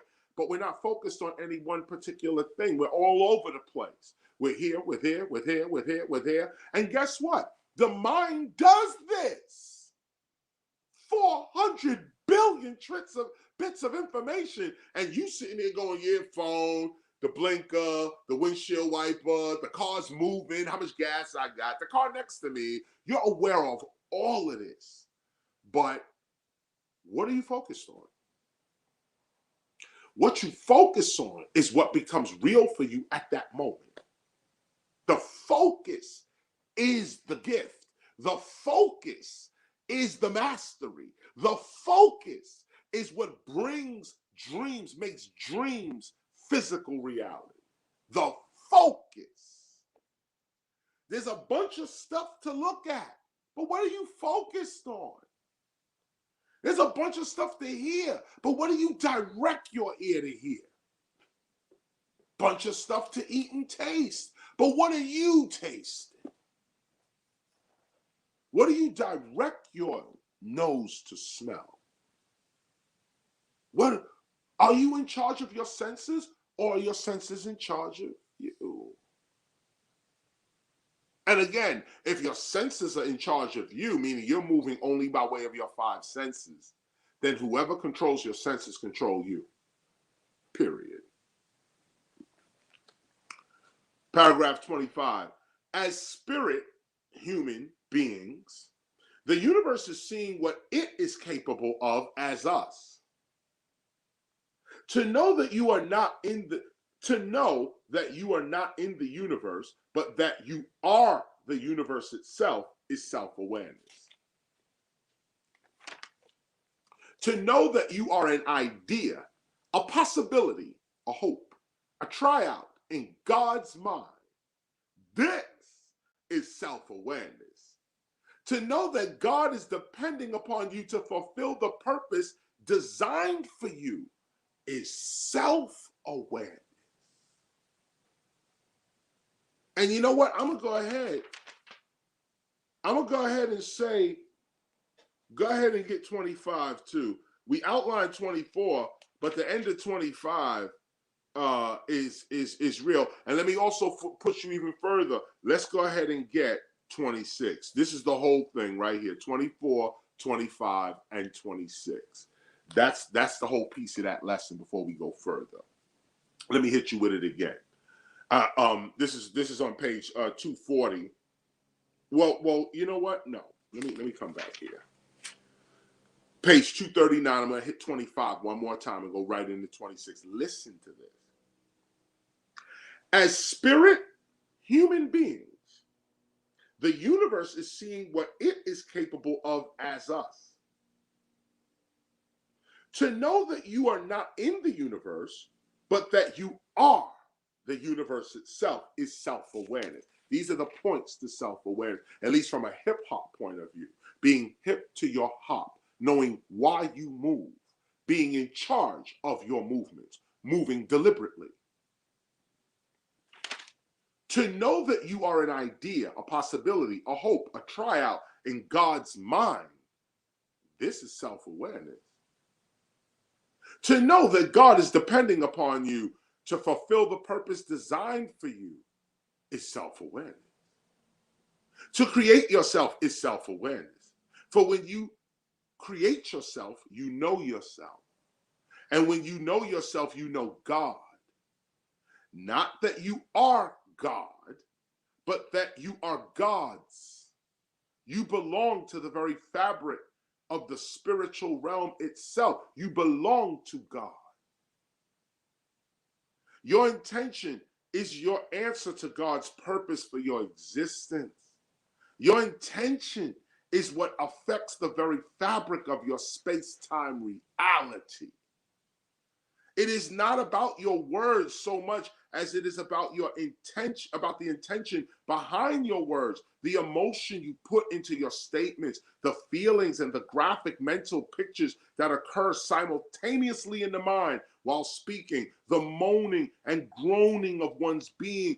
These are what the universe listens and responds to.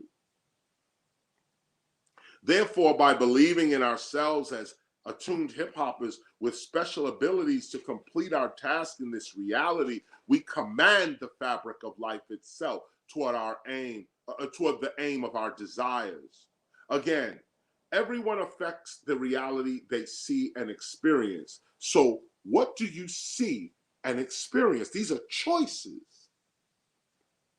Do you see and experience hip-hop as an international culture of peace and prosperity? Do you even think something like this is possible? And you can see I'm writing before. This is a little piece makes me chuckle because this is before we actually went to the UN. And this was some of the language that I was saying, do you even think this is possible? Do you think that we can even do this? And I'm gonna read this again. Such is such a vision. Wait a minute. Do you see and experience hip hop as an international culture of peace and prosperity? Do you even think something like this is possible? Do you even think something like this is possible? Is such a vision truly the intention of your heart? Or are you really, truly, deep down inside, just looking to make a little more money and maybe a better quality of life for yourself and your family? This is how I was speaking back then. This is fine, but you are going to have to keep it real with yourself. Maybe you just want to rap or break or tag or DJ. Maybe you just like to be in the presence of hip hop's artistic elements. All of this is fine, but no one can judge a person who is upfront with others and honest with himself. But those who are compelled to do hip hop's preservation work must keep it real with themselves, or life can get more difficult than it probably already is. And keeping it real with oneself has to do with one's awareness of oneself, one's abilities, and one's designation or goal. What is your intent? Your real intent. If you truly intend to preserve hip hop, then hip hop shall truly preserve you. And notice the spellings on that hip hop if you have your book. The issue is your intentions. This is what God is listening to. This is what the universe is responding to. To be true to oneself is to live for and from one's true intention without compromise or excuse. This takes courage. However, with this understanding, if our true intention as a group is to preserve and expand hip hop, then the very fabric of the universe itself will respond to our heartfelt intentions if it is safe for us. In fact, the universe gives the intention special abilities, and I want to highlight this. We're highlighting paragraph 33. I'm hitting you with it. In fact, the universe gives the intention special abilities to actualize itself, and it protects and guides such intentions toward actualization. Those whose intentions match the group's collective intention inherit the powers and abilities to complete the actualization of the collective intent. This is power. This is it right here. But remember, God is not mindless. God is thinking with you. Meditate upon this paragraph. Read it again slowly. Let's come on and get that. Let's get that. And of course, it happens to be paragraph 33. We'll take that master number and read it again. However, with this understanding, if our true intention as a group is to preserve and expand hip hop, then the very fabric of the universe itself will respond to our heartfelt conditions if it is safe for us. In fact, the universe gives the intention, not you, the intent, special abilities to actualize itself, and it protects and guides such intentions toward actualization. Those whose intentions match the group's collective intentions inherit the powers and abilities to complete the actualization of the collective intent. But remember, God is not mindless. God is thinking with you. Meditate upon this paragraph. Read it again slowly. I realized this in the mid-90s, where I realized, right, what if I rely only on me, I don't get the power I need to do what God is impressing on my soul here. Preserve hip hop, codify the culture, pass it on to the next generation. I'm feeling this. I'm trying to shrug God off. I just want to have a good time, God. I got this rapping ability. I just want to rhyme. No, start the culture. Start the culture. This intent, this kind of thing. But I realized that as long as I just relied only upon myself, I got the strength that I could muster up. And I was strong. My mind was there. But when I gave it over to God, when I gave it over to the culture, when I gave it over to the intent of the collective, when I became the collective intent, I said, I am hip hop. Rap is something I'm doing. Hip hop is something that I am. I'm living this. Therefore, now I connect with the intent of the universe, because your culture is what's connected to the universe.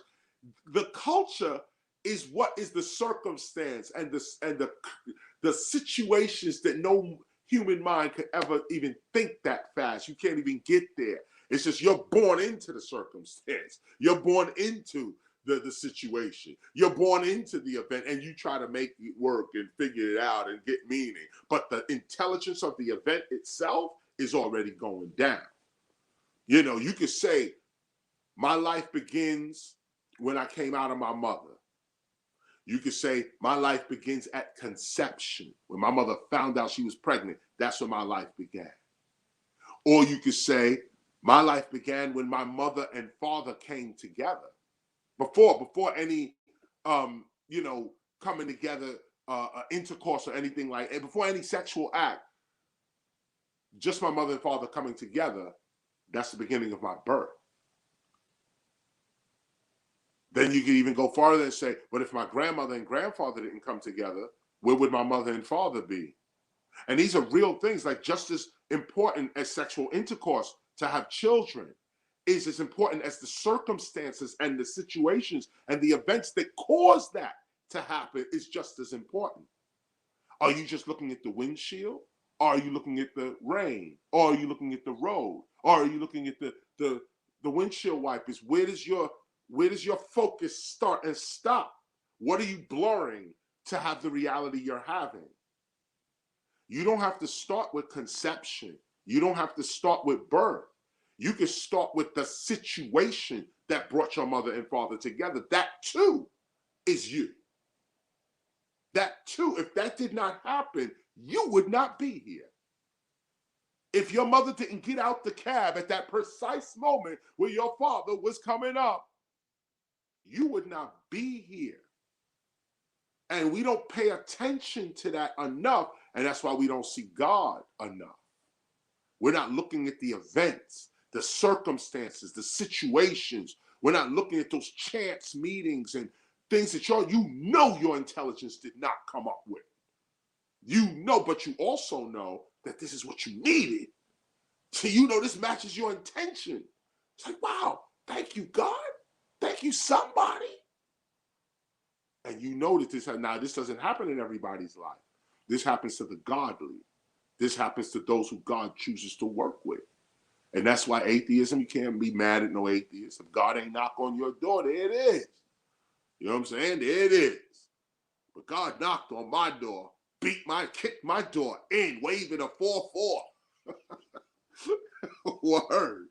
Okay, so here it is.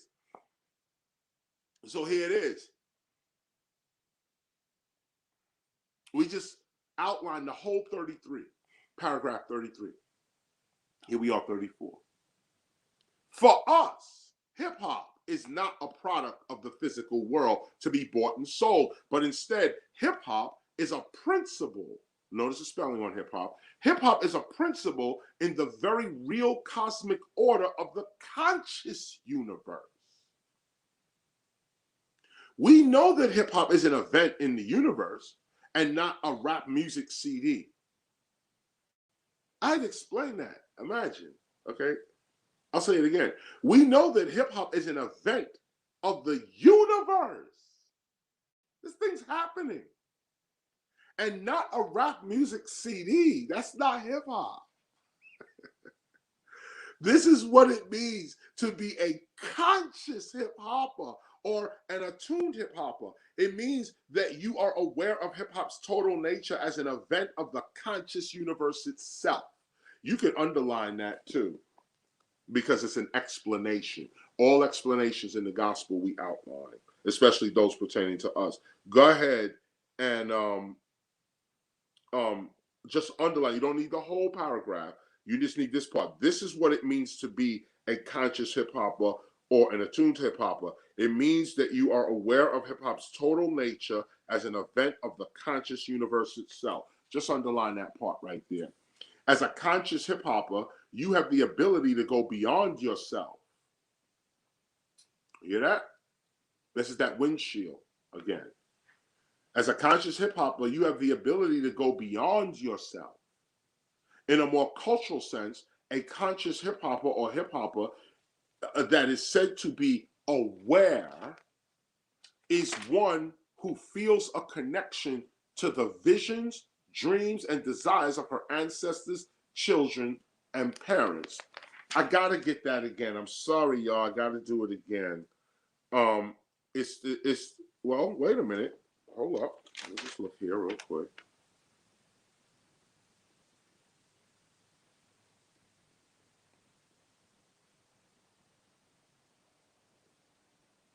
Yep.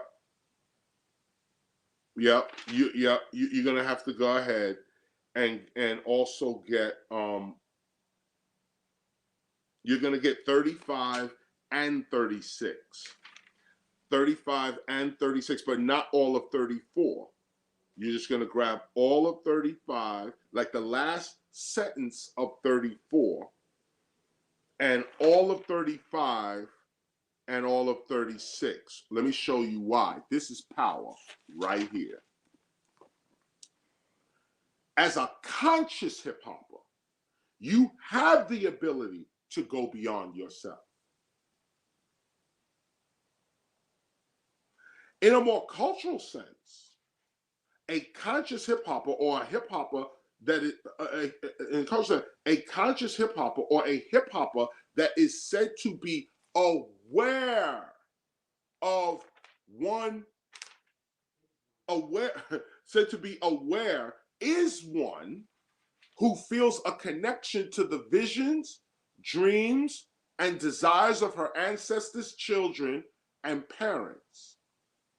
This is what it means. That's why we're focusing on it. We're focusing here. When we say, when we talk about the meaning of us, we're going to highlight that and outline that. This is a major meaning to us right here. As a conscious hip hopper, you have the ability to go beyond yourself in a more cultural sense. A conscious hip hopper or a hip hopper that is said to be aware is one who feels a connection to the visions, dreams, and desires of her ancestors, children, and parents. The aware or attuned hip hopper is conscious of the fact that he was born into an already underway movement toward peace and justice in the world, that we owe our activist ancestors the respect of continuing their dreams within our own.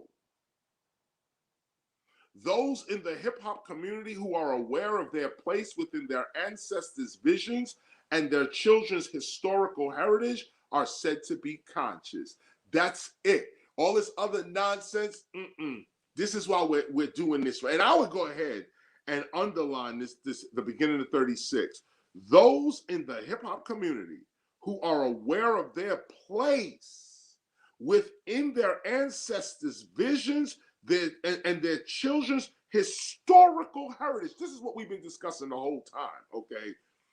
Are said to be conscious. We are aware of our roles in the continuation of our own ancestors' struggle for freedom and justice, as well as the dependency of our children upon our success. We, the conscious, do not live exclusively in our present or past or future. We live in all dimensions of time at once. Can you feel that? Do you understand this? Moving on. When we speak in the present, we are also speaking into our so-called past and into our so-called future. When we lift our arm and move our hands, we are lifting and moving information that has a variety of existences on a variety of different atomic and subatomic levels. I am aware that when I speak today in my present, my past as well as my future are listening and feeling what I am saying. My existence today is the hope and faith of yesterday, as well as the heritage and foundation of tomorrow. Underline that last part right there. My existence today is the hope and faith of yesterday, as well as the heritage and foundation of tomorrow. When you really understand that, you've reached consciousness. You've reached hip-hop consciousness. You are hip to your hop. You know why you move. You know the movement. You know the hop. You know the leap. You know where we're going. We conscious hip-hoppers are aware that we are the dream characters of Dr. Martin Luther King Jr.'s dream speech. Dr. Martin Luther King Jr.'s dream. We are the dream characters. We are the thoughts of our parents. Do you realize that? Like, we are the thoughts of our parents. Like right now, I'm thinking about a hip hopper about maybe 50 years from now watching this. You know, they are a dream. I don't know who this is, but when they watch it, they'll smile because they'll say, it's me.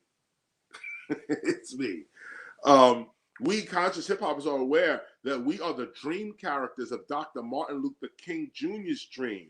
We are the thoughts of our parents, the outcome of their intentions. Yes, we can transform ourselves into whatever we desire, but it is the conscious hip hopper who shows respect and acknowledges the vision of those whose intentions created him. Such an awareness has very little to do with the content of one's artistic expression. Just because you may write and then perform a song that expresses the social ills of a society doesn't mean that you are a conscious person. The idea doesn't mean that you are a conscious person. It means you're a conscious rapper, but not a conscious person. And what does that mean to be even a conscious rapper and still not understand your role within the ancestors' vision?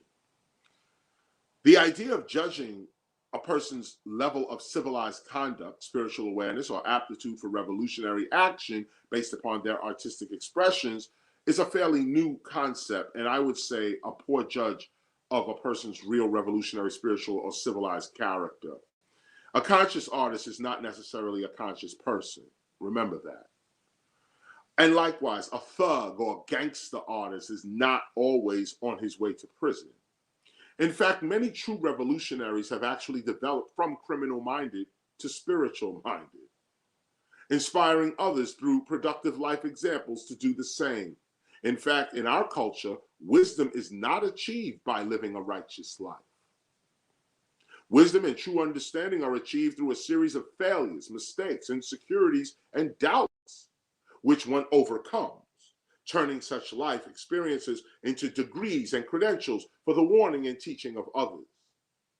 A conscious artist is simply aware of his non-physical nature and seeks to develop it just as one would develop his physical nature. To be aware is to also be awake. It is to be alert or not sleep. It is to be conscious and not unconscious. Now here we go. However, many people are stagnated in life not by being ignorant, unaware, or unconscious, but by being inconscious, which is the inability to act upon one's own productive thoughts and plans. We all suffer from this one. To be inconscious is to not be fully awake to the will of one's true self, different from unconscious, which is a mental physical condition where condition more related to sleep or immobility. To be inconscious means to exist yet be unaware of one's own existence and weak in the execution of one's own will. To be yet not actually be. And that's a pun on Plato. To be or not to be, that is the question. Whether 'tis nobler to dodge the slings and arrows of outrageous fortune, or take arms against a sea of troubles. I don't know, whatever. That's what to be or not to be. That is the question, and it went into that. But there's a play on words here.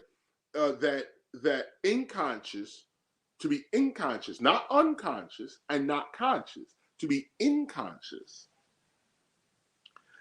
means to exist yet be unaware of one's own existence. You are here, but you don't know you're here.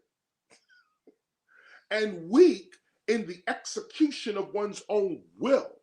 We talked about will at the beginning of the H law, what we're in now. Which of one's will? To be, yet not actually be. Inconsciousness can be said to be the state of self-awareness that is foreign to one's natural and true state of being. To be inconscious means that you are awake and alert through an awareness that is artificial to your real self. Can you underline that one sentence right there? To be inconscious means that you are awake and alert through an awareness that is artificial to your real self. You're awake and aware. You say, I'm awake and I'm aware. I'm good. I'm doing it. But you're awake and aware to a lie. Awake and aware to misinformation. Awake and aware to illusion. But you're awake and aware, so you feel like you're doing the right thing. I'm awake. I know. But what do you know? Christopher Columbus discovered America. That's what you know. You got to think about your thinking. To be asleep to one's true self or to rest from one's true self can also be called inconsciousness. To rest from your true, to abandon your true self.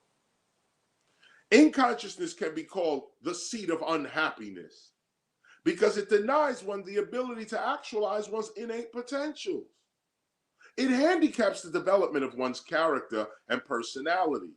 An example of an unconscious human being is one who knows not his own purpose, yet is stimulated to the purpose of others. To surrender to this condition of mind can be called unconsciousness. Another example of unconsciousness is to feel your true purpose, character, identity, and personality, yet fail to actualize them because of your own fears, insecurities, doubts, or other kinds of emotional and or mental inabilities. And this is already underlined within the gospel. The emotional and or mental state of knowing yet not doing can be called unconscious. That's it. You know, but you ain't doing. You know what it is, but you can't bring your will to bring yourself there. That's unconsciousness, and we all suffer from it. Everybody suffers from it. The idea is to get past it. Drug addiction is another form of unconsciousness. It is that act of consciously doing things that you consciously don't really want to do. It is like observing yourself sleepwalking through life, bumping into things along the way. To be conscious is to know your potential nature and to fulfill it. To be conscious is to activate one's natural powers and talents. And in the activation of one's innate abilities, one becomes aware. For to know oneself, one must create oneself. Let's go ahead and highlight 47, paragraph 47, because it goes with paragraphs 35 and 35 and 36. For we have seen that some people, in spite of the traps and obstacles of the streets, are still able to achieve their purposes in life. Others are hindered and stagnated by the traps and obstacles of street life. Why is this? The difference lies in what they see. Everything is an opportunity and everything is a failure. It is all in how you see it. Whether you allow life circumstances to control you or whether you control life circumstances. The issue is your mind controlling you or are you controlling your mind? Period. Actually, it's a question mark. Are you conscious or unconscious? Ask yourself now, even on an intellectual level, am I the slave of my own mind or am I the master of my own mind? Do I passively allow the circumstances of my own life to control me, or do I control the circumstances of my own life? Am I afraid of my own life, or am I living my own life? Attuned hip-hop is practice experiencing the essence of spirit beyond the fears and limitations of the body, and experience an empowerment and strength that ensures victory over the traps and obstacles of the streets. However, practicing the essence of spirit requires a certain single-mindedness, which is the essence of spiritual awareness. But that same single-mindedness left unchecked has prevented many from growing and developing in the physical world and accepting new and valuable ideas and discoveries. Seek balance. Still, it is a single-minded spiritual awareness that prevents fear, and it is fear that prevents single-minded spiritual awareness. In truth, duality in thought is what prevents spiritual awareness. In truth, the only things that can prevent you from achieving spiritual reality are fear, doubt, and disbelief. Above all, it is fear that hinders the most. Fear is of the flesh. It is an instinctive craving for the protection and safety of the physical body. It is manifested by the body's will to live. However, fear is not truth. The truth is that there is one permanent reality, the great oneness, the unified field, God. And all of life's creations and circumstances, good and or evil, are really different manifestations of the one reality, the one power, the fully aware cosmic ocean of potentiality, the one great spirit, God. When the attuned hip-hopper realizes that all is God, including the hip-hopper, this very awareness frees the hip-hopper from living exclusively through the fears of the flesh. When you realize that you are made from God's imagination, that you are a divine idea of God, you will live as infinitely as the divine mind that thought of you. Know this, peace is a decision of the spirit. The spirit, you, decides whether it believes in, places its focus upon, the peace of God or the fear of the flesh, or the fear of flesh. The flesh does not cause peace. Only the spirit, you, makes this decision. And having to make decisions on spiritual matters as opposed to being single-minded on spiritual matters is what causes the fear, doubt, and disbelief that stagnates the growth of one's spirit. Problems are only problems when you focus upon certain events as problems. It all lies in your interpretation of life's events and situations. Nothing is all bad and nothing is all good. All is subject to your interpretation based upon your values. What you call a problem might be the very opportunity you've been looking for. Some of y'all need to hear this right now. And what you interpret as an opportunity may indeed be a problem. But how can anything be a problem when every situation can be used as an opportunity? Only a limited and defeated mind interprets life's challenges exclusively as problems. Therefore, use the circumstances of life to your advantage. Do not attach yourself to your limited understanding of the material world. If you have made the decision to live as a spirit being in the material world, then all of life's circumstances are to your advantage, even your so-called problems or disappointments. Let go. Woo! Stop trying to fix it all yourself. It's all God. It's all good. It's all God. This part, let go. That's the name of the song I'm doing today. Wow. Okay, the mind is a tool of the spirit. You are infinite and eternal. Therefore, you need not fear or worry. But the flesh is finite and destructible and instinctively manifests fear and worry through the mind as survival mechanisms for its own preservation. This is when the animal instincts of your body are controlling and leading you and your mind, as opposed to the opposite. The material world is a challenge for an unaware spirit. The spirit does not live here, yet in ignorance it tries to adopt an existence it is not of. The unaware spirit believes that it is separate from all forms and circumstances when it is not. The spirit that is not at peace has made a decision not to be at peace through ignorance and or denial of itself. Fear arises out of our own denial of being one with everything. And imagine that. Fear arises out of our own denial of being one with everything. Through our own limited interpretations of life circumstances, you have decided to create the fears and or disappointments of your life. This happens when the unaware spirit is in love with the happenings of the physical realm, as opposed to being aware of the happenings of the physical realm.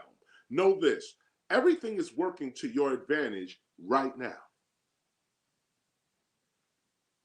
When the unaware spirit is in love with the flesh, and this is specific to this teaching, because we talked about love being, to be in love is to transfer your being onto another being or something. You're transferring the essence of you to whatever you are in love with.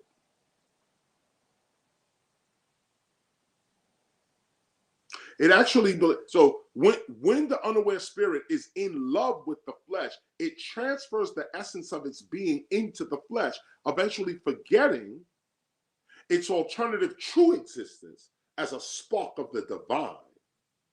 It actually believes it is the physical body and thus values material reality over spiritual reality. This can be said to be a form of unconsciousness. Such a belief arises out of continuously focusing one's conscious attention upon the past and or the future, as well as upon separate and individual things, as opposed to realizing all is one and all is now. Constantly focusing upon the past causes guilt, depression, and judgment. Likewise, constantly focusing upon the future causes overindulgence, worry, and anxiety. Both cause stress. Live now, love now, be here now. Your past is with you now, and your future is with you now. And all is one reality now. When hip-hoppers cease submitting to the cravings, disappointments, and fears of the flesh, hip-hoppers will become courageous in the face of all physical threats and unpleasant circumstances. When the attuned hip-hopper realizes that God is the true force behind all people, places, things, and circumstances, then that hip-hopper approaches life as its master, not as its slave. Live now, love now, be now. You are creating the future.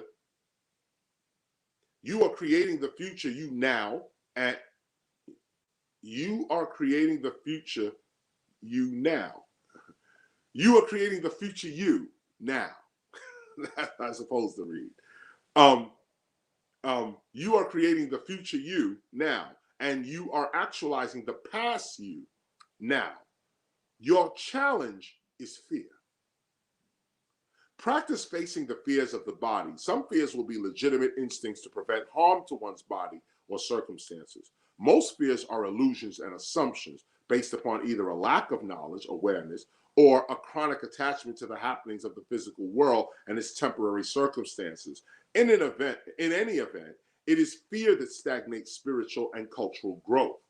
For we are not the physical body, we are the light within it. We are literally beings of conscious light. Fear prevents this awareness, and likewise, this awareness prevents fear. The more we are aware of ourselves as non-material beings with the ability of mind to affect the physical world, the less fearful and disappointed we shall be. Realize this now and live free. Stop doubting, going back and forth with your spiritual development. Eliminate the contradicting dualities in your character and simply choose to be the powerful spirit that you already are. Be spiritually single-minded, for in spirit, what is impossible with the body is possible in the oneness of mind, which is also Om. For if you are to truly overcome the traps and obstacles of the physical world, you must finally decide to live as a spirit being, acknowledging the very real existence of one's great oneness, of the great oneness all around and within you. You are truly an event within a greater event. Practice living as a spirit being or as a dream character in the material world. For when we are aware of and practice our spiritual dream existence in the material world, the results are wonderful. And I'm living proof of that. I can tell you that. Take your spiritual self more seriously by putting its character and activity before everything else, and it shall become more and more real for you daily. The object of the hip-hop spiritual life is to learn how to make one's spiritual reality the dominant activity of one's physical life, to bring spiritual reality into physical manifestation. We're going to underline this. Ask yourself, if you are reading this instrument silently to yourself, where is the voice that is repeating the words that you are reading? Where is this voice that speaks without the use of a larynx, tongue, or mouth? Now, let's go ahead and highlight just the first part of this. The object of this is the beginning of paragraph 71. The object of the hip-hop spiritual life. This is why we underline. This is the object of, like, we outline several objects to the spiritual life, but this is one of them. The object of the hip-hop spiritual life is to learn how to make one's spiritual reality the dominant activity of one's physical life, to bring spiritual reality into physical manifestation. That's the center of the spiritual life for hip-hop. We don't need faith when it's right in front of you. In fact, for us, faith becomes forgetting all I taught her or him. When you forget who you are, you now need that faith. Because now you have to believe. You forgot all that I taught her, another G. Simone acronym, but you forgot all that I taught her, taught him. You forgot all that you were taught. Now you need faith, confidence.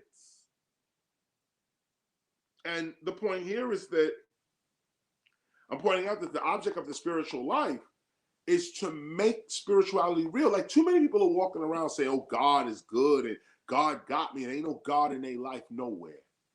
Nowhere. These people are suffering, struggling, ignorant, angry, jealous, selfish, all of the rest, greedy, you name it. But they going to church every week. They in the synagogue. They at the temple. They at the mosque. They got the spiritual book out. They got yoga going. They got all types of stuff going. But their character never seems to match any of the books or films or anything that they're reading or whatever. So we bring it right down to this. If you really want to walk the hip-hop spiritual path, first of all, your character has to express that. But secondly, where is it physically? I want to see God physically in your life. Physically in your life. We know God is spirit, but we know behind all the physical is the spirit. Behind the physical is the atomic, the subatomic, the. So if you're spiritual, where is the results of your spirituality? This is what we should be practicing. how to make dreams reality, how to make vision real, how to make your vision, how your smell, touch, taste, sight, and hearing can interpret your vision. Right? It's not just in your head or in your being, but can you smell it? Can you taste it? Can you touch it? Can you see it with your eyes? Can you hear it with your ears? That's what we're moving forward to. That's what hip-hopia is for us. That's what the temple of hip-hop is in hip-hopia is for us. Can you make a dream reality? That's the work of the gods. That's the gods. The gods make invisible things visible. And we use time and space to make that happen. That's what you're learning right now. Now, this second piece here, the second half of 71, begins what has become the fifth dimension. There's a lecture I did a couple of years ago somewhere. I did this lecture a few places, but the one that wound up online is either called the Rock Star Lecture or the Fifth Dimension. People have taken it and chopped it and made all types of other things out of it. But if you go online, you'll see that I talk about this other dimension that you are also at. We talk about the in and out, and how space is up, down, right, left, back, forth, but no in and out, which is a which is a fifth dimension because the four dimensions are up, down, right, left, back, forth, and time. And so these are the four dimensions: 3-dimension and of space, and time, which also has 3 dimensions: past, present, and future. But what about in and out? We have outer space. What about inner space? This is a direction as well in space as well. And so I asked that question. I asked it at a lecture somewhere I was at. A rhetorical question, because I was teaching about the spirit, and this lesson right here is actually what I was teaching. So let's read this now. And if you want to go or get a different version of this or so on, go ahead over to what is called the Fifth Dimension Lecture or the Rock Star Lecture. We go deeper, or actually there's an alternative teaching to that already online. So I'm here at 71, in the middle of 71. After you've outlined the first part, here's the italicized part. Ask yourself, if you are reading this instrument silently to yourself, like you reading a book, right?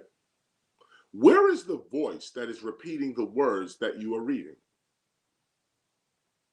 Where is this voice that speaks without the use of a larynx, a tongue, or a mouth? When you're reading to yourself, you hear yourself reading. Where is that? Who is that? It's you, but it's not this you. It's another you within you.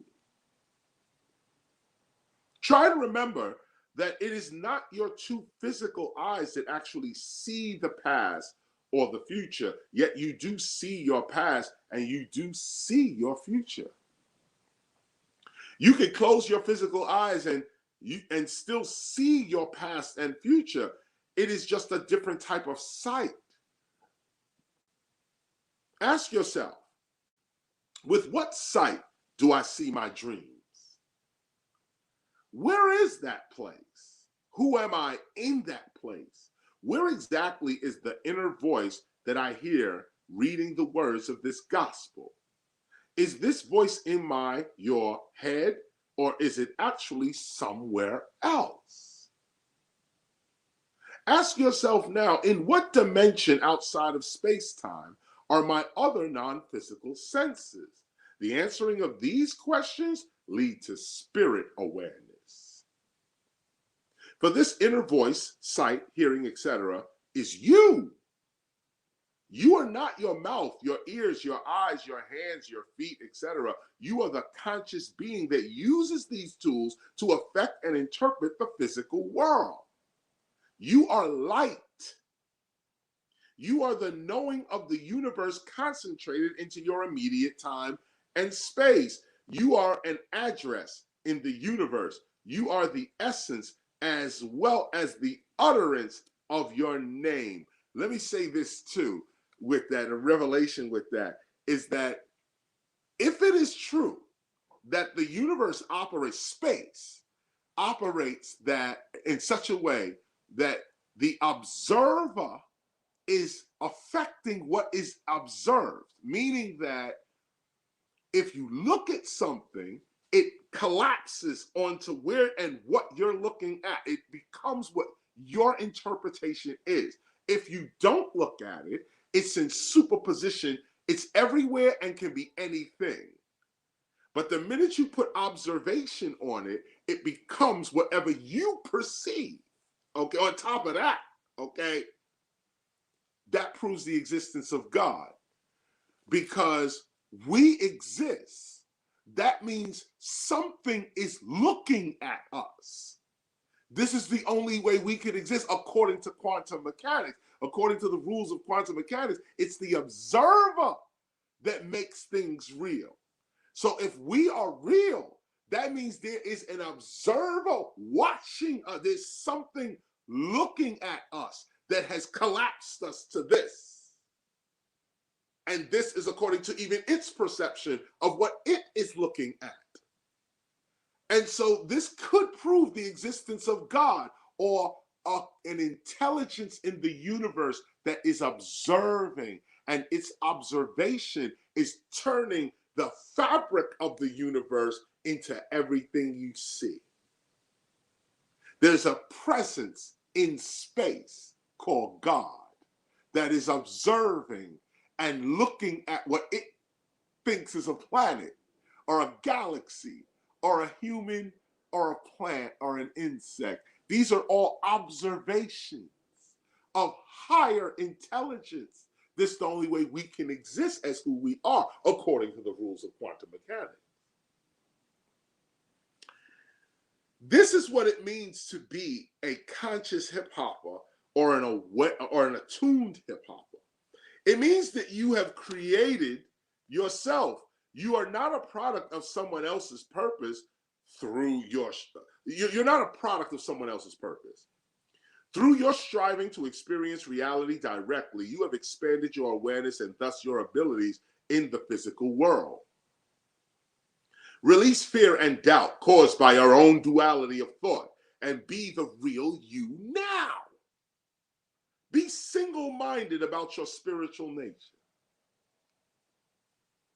While others spend their time acquiring temporary material goods and pleasures, you seek to rise to the true nature of your being, not just communicating and functioning in the symbolic reality of words, but experiencing the true reality of what those word symbols represent. You're going past words now into what words represent, which is the actual reality. We now know that to exist and operate in and from the truth is the ultimate strength and attuned hip hop activists can possess on earth. And it should be in earth. It's all about what you are aware of. Matter of fact, you know what? Take out on, treat it as an error, and put in. Anytime you're talking about the earth, you should say you're in earth. You're not on earth. Colonial people came with that on earth deal because they're on it. That's conquering and this kind of thing. In truth, you are in the earth. The earth is our mother. The earth is our parent. You're in the earth. You're in the bosom of the earth. You're in earth. Air is earth too, produced even by earth. You're in air. You're in earth. The trees, the grass, you eat earth. You in earth. It's all about what you are aware of. You can only do what you know. Therefore, know thyself. Before you can manage large sums of information, you must first manage yourself.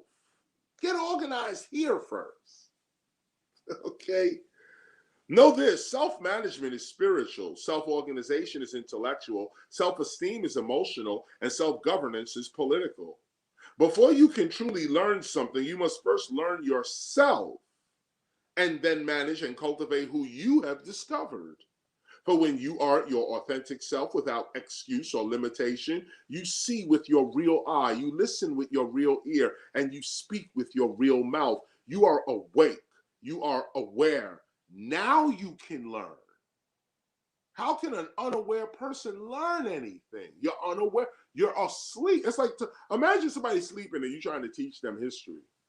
They sleep. They snoring. And you're like, well, you know, America started in the Constitution, and they sleep.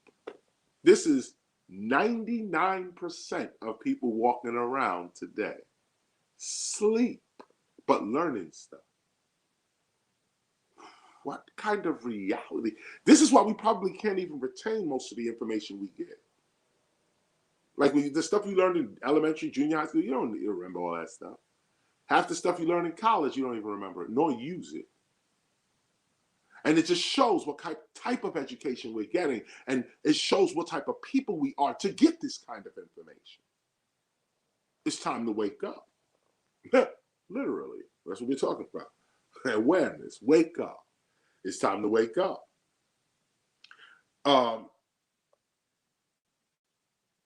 Like the painter and the electrician walking into, I'm on paragraph 79, page 250.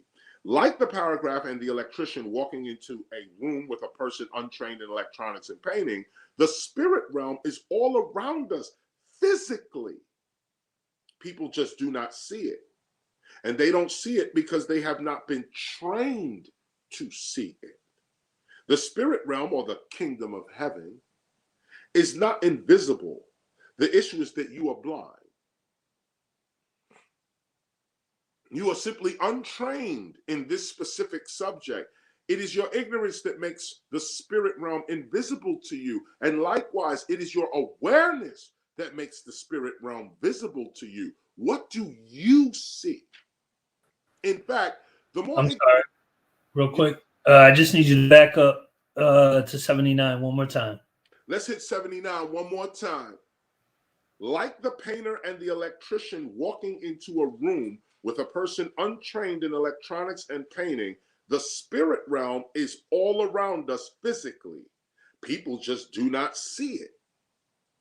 And they don't see it because they have not been trained to see it. The spirit realm, or the kingdom of heaven, is not invisible. The issue is that you are blind. You are simply untrained in this specific subject, like painting or electronics. This is a subject you're just not trained in. It is your ignorance that makes the spirit realm invisible to you. And likewise, it is your awareness that makes the spirit realm visible to you. What do you see? And also keep in mind, treat it like mechanics, like a car mechanic situation. There's mechanics that know how to make cars. They know how to build cars in and out. They know what the car is. You go to them when your car is broken and you deal with it. You got the car, but you don't know car. You don't know car mechanics. That don't make you any less of a person. It just means that, you know, when we come to this when we come to this particular area of study, I don't know about cars. That's it. I'm not you know, I'm here messing with my hair here. I can hold up, let me just push this to the back real quick. I'm sorry, y'all. It's like a chef, as another example. You know, cook the perfect meal every time and could cook for 60 people the same meal every time. I'm not a culinary because this and that and the other. You go to them for that. Same thing with the spirit realm. Same thing with spiritual knowledge. The spirit is all around you. It is already here. You can see invisible things, but you have to be trained to. Like anything, you have to be trained to. And of course, that's what the Temple of Hip Hop is all about.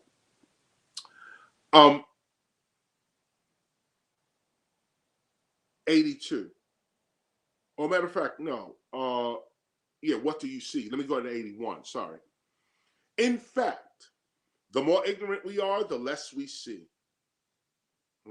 Again, in fact, the more ignorant we are, the less we see. This is where you could see if a person is truly ignorant, and ignorant not in a condescending way, a person who just does not know. You could tell when people don't know stuff. You look at their actions, look at their attitudes, look at how they're approaching things. Okay. In fact, the more ignorant we are, the less we see. And the more aware we are, the more we see. However, we must always remember that it is this balance between knowledge and ignorance, or knowing and not knowing, that forms the totality of what we perceive ourselves and our environment, of what we perceive of ourselves and our environment. Here, the term ignorance is more accurately the mysterious. And to teach the mysteries is to reveal the truth. True ignorance, motivated by fear and doubt, rejects truth. Okay. However, ignorance, as the great mystery, is also a form of knowing. It is unknowing, or the unknown, which is actually a form of knowing. Did you hear that? Let's get it again. Ignorance, as the great mystery, is also a form of knowing. It is unknowing, or the unknown, which is actually a form of knowing. You know that you don't know, and the knowing that you don't know is an awareness unto itself. Knowing that you don't know is knowing. Ignorance is also a knowing. Mystery is a force like knowledge. It too can transform a human being for the better. The assumption that ignorance is somehow wrong and to be avoided in and of itself is not a holistic thought. Ignorance and mystery are to be used toward one's total awareness. Did you hear me? Ignorance and mystery are to be used toward one's total awareness. As it is often said, ignorance is bliss. Sometimes the best knowing is to not know at all. Many people have achieved great things in life simply because they didn't know that they couldn't achieve them. They didn't know of the risk, so they proceeded with what appeared to be courage, but in fact it was ignorance. This is how hip-hop got started. We have observed and experienced the fact that it is mystery that prompts one to know. It is not knowing that prompts one to know. But we can also say that it is knowing that produces more knowing, because it is the knowing that you are ignorant that motivates you to become more aware. These are some tongue twisters, but truth right here. Mysteries and secret knowledge help you to humbly remember all that you do not know, and how important it is to know. Even if what you know is that you don't know. Let me hit that one more time. Mystery and secret knowledge help you to humbly remember all that you do not know, and how important it is to know, even if what you know is that you don't know. Actually, knowing relaxes the mind, while it is mystery that motivates the mind. It is when we do not know something that we seek to know of it. But should we seek to know of everything that we may become partially aware of from time to time? Most people run from ignorance and toward knowledge, not realizing that some things are not to be known. The knowing of things alters one's physical condition, one's physical appearance, and the circumstances of one's physical life. All knowledge or knowing is not good knowledge or even useful knowledge. In fact, too much information at one time can cause an overload in the mind and produce a nervous breakdown in the person. Ignorance can do the same.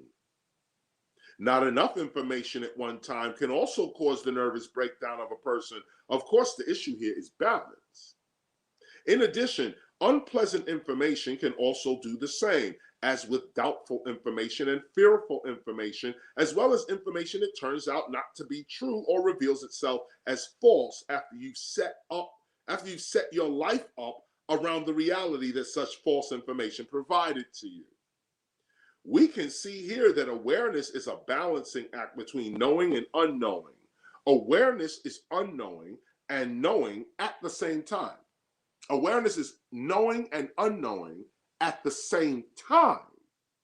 Not just knowing and not just not knowing, but knowing and not knowing at the same time. Okay? Try to comprehend that field of knowing, that kind of awareness. To know and not know at the same time as awareness.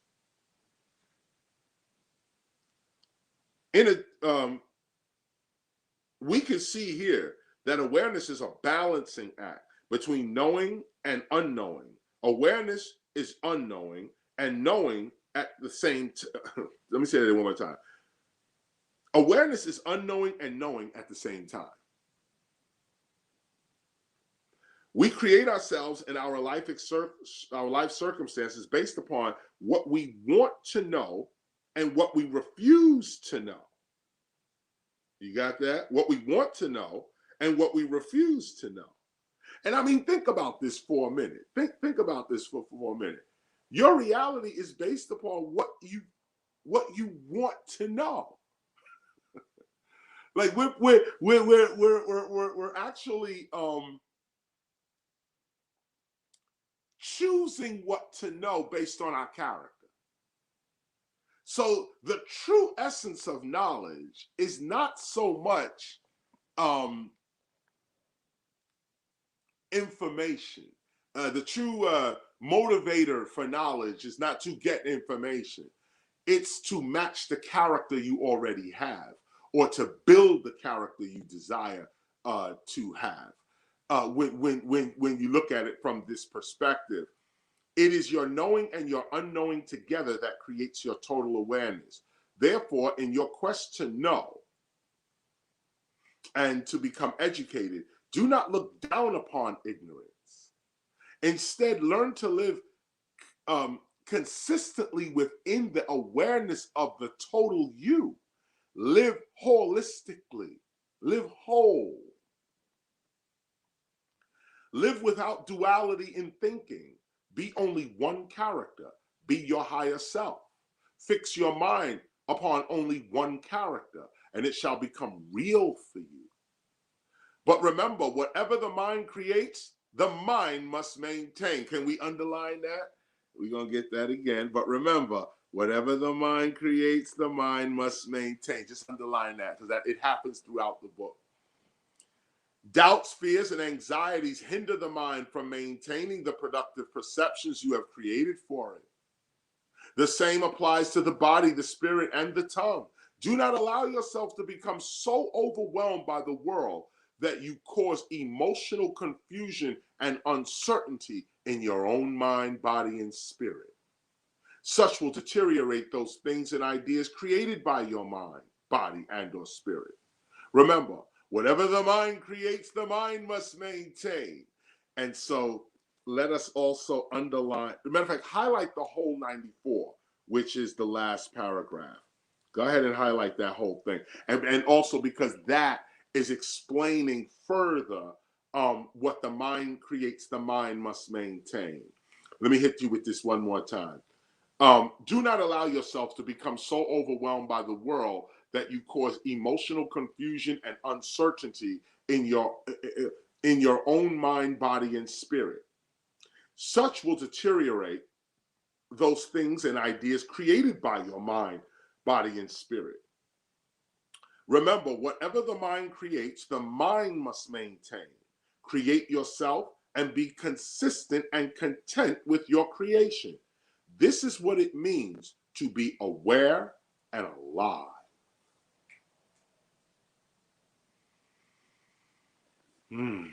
Take that one in. That concludes this week's reading, ladies and gentlemen. And this is on awareness. This is on awareness. And like I said, as I was saying to Son One before we started, I I'm running to the studio to, I'm working on a new project. I'm always working on something, but I'm actually working on a project. I don't even have a name for it yet, but it was actually the soundtrack to this movie, this short film that Time had put out. Time Journey put out a film, and the music from that film, I was going to make an album of it so that people could have it on in an album way, and also release some of the other songs that we were doing around the project and make a soundtrack for the actual movie itself. The movie's already out. I was just working on like a soundtrack. It may be called, the movie's called Save the Studio. So the soundtrack will be called Save the Studio Soundtrack. To the movie. But you know, who knows what this, you know, I'm in the studio, so who knows? I can come out with all types of stuff. Sometimes I go in the studio, come out with 8 songs, 7 songs. I just be rattling, they just come out.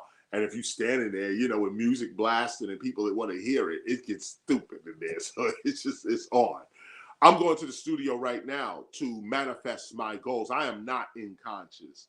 I'm going to, my will is going to pick me up and go. Simone wrote a beautiful song called Let Go. Sometimes you have to let go. I'm going to go there, record that, and I have to be there for 4 o'clock. So obviously I'm up against the clock right now to get over there. I got to get dressed and get over there and get my rhymes together and so on. But that's what this lesson is all about. It's about manifesting the goals of your life, not sitting on them. Not just saying, you know, whatever that talk is, whatever that is, that you know what you're supposed to do, know where you're supposed to go. You got the talent to go there, but you just don't go. Something else is holding you up. You got the book. It's right there in your computer. The movie script, right there in the computer. You got the thing. It's right. But you just don't move on it. And why? For no reason. Making excuses. Why you not doing this or why you not doing that? You know you want to lose weight. You know you want to take off at least 20 pounds. Why you not doing it? In consciousness. You know you could just start jogging in place. You know you could just start pushing sit-ups, push-ups, jumping jacks, whatever. Start lifting a box. Why you not doing it? You know you want to stop eating certain things. You know you want a better, you know, right now everybody's doing New Year's resolutions. At the end of the year, it's after Thanksgiving. So we all want to do that. Why we're not doing it? Why when January come, all these New Year's resolutions go to the side and we back to the same old thing again? In consciousness. We got to break that. As hip hoppers, we have to be aware that we're stifling ourselves with our own emotions, ignorance, and all the others that and in consciousness, what we just read about here as well. Let's mature. Let's mature. This is the point to education. Maturity. This is the point to education. So as I turn here, I will just say that again, this is what the Temple of Hip Hop is all about. This is what our teachings are all about. We just read about awareness. We just read about awareness, being awake, being aware. Being conscious, being cognizant. Are you conscious and cognizant of you, of your life, of who you are, why you are? What is the meaning of you? These are the real questions that lead to that spiritual power for real, not this hocus pocus, not this stuff that never happens. You read about it, but in your life it never happens. You don't see nobody walking on water. You don't see the sick being healed. You don't get no information or some angel walked in your room or something. None of that happened to you, but you're reading about it. And it never happens for your whole life. It never happens. Life wasted. It's time now to read a different book. They say if you want to escape Armageddon, read a different book. If you want to escape the ravages of Kali, the destroyer, read a different book. Well, this is the point. Your culture is your book. Your culture is your lifestyle. Your culture is your connection to your ancestors, your connection to what the universe wants for you, your connection to the circumstances and situations of your life, which also make up your being. This is an expanded view, and that's the whole point. So I thank you again for listening. Another Sunday. Thanks for coming out. You could have been anywhere, but you chose to spend your time with KRS-One. Thank you for that. I am the teacher of the Temple of Hip Hop, founder, first teacher of the Temple of Hip Hop. Thank you for listening. Son One, take us out. I'm running to the studio. Thank you. Good night. Peace and much love. Thank you, teacher. You need some beats? Do what? You Somebody say beats? I know you ain't tired. already know what it is. I was listening to you should blast them. So I can't give it away though. I'm ready to play the stuff we did in the studio last. Yo, I gotta go. I'm out of here. Yeah, no doubt. Yes, indeed. Peace. As always, excellent reading by our teacher KRS-One. This is one of my favorite sections. I'll probably say that a lot as we go throughout this gospel. But no, I pride myself on believing that my knowing is very much in tune with awareness. It is to my knowing that I am very much aware of God's presence. And also maybe even a little too aware of the actions of those sleeping and doing living and making their actions as a sleep person would do.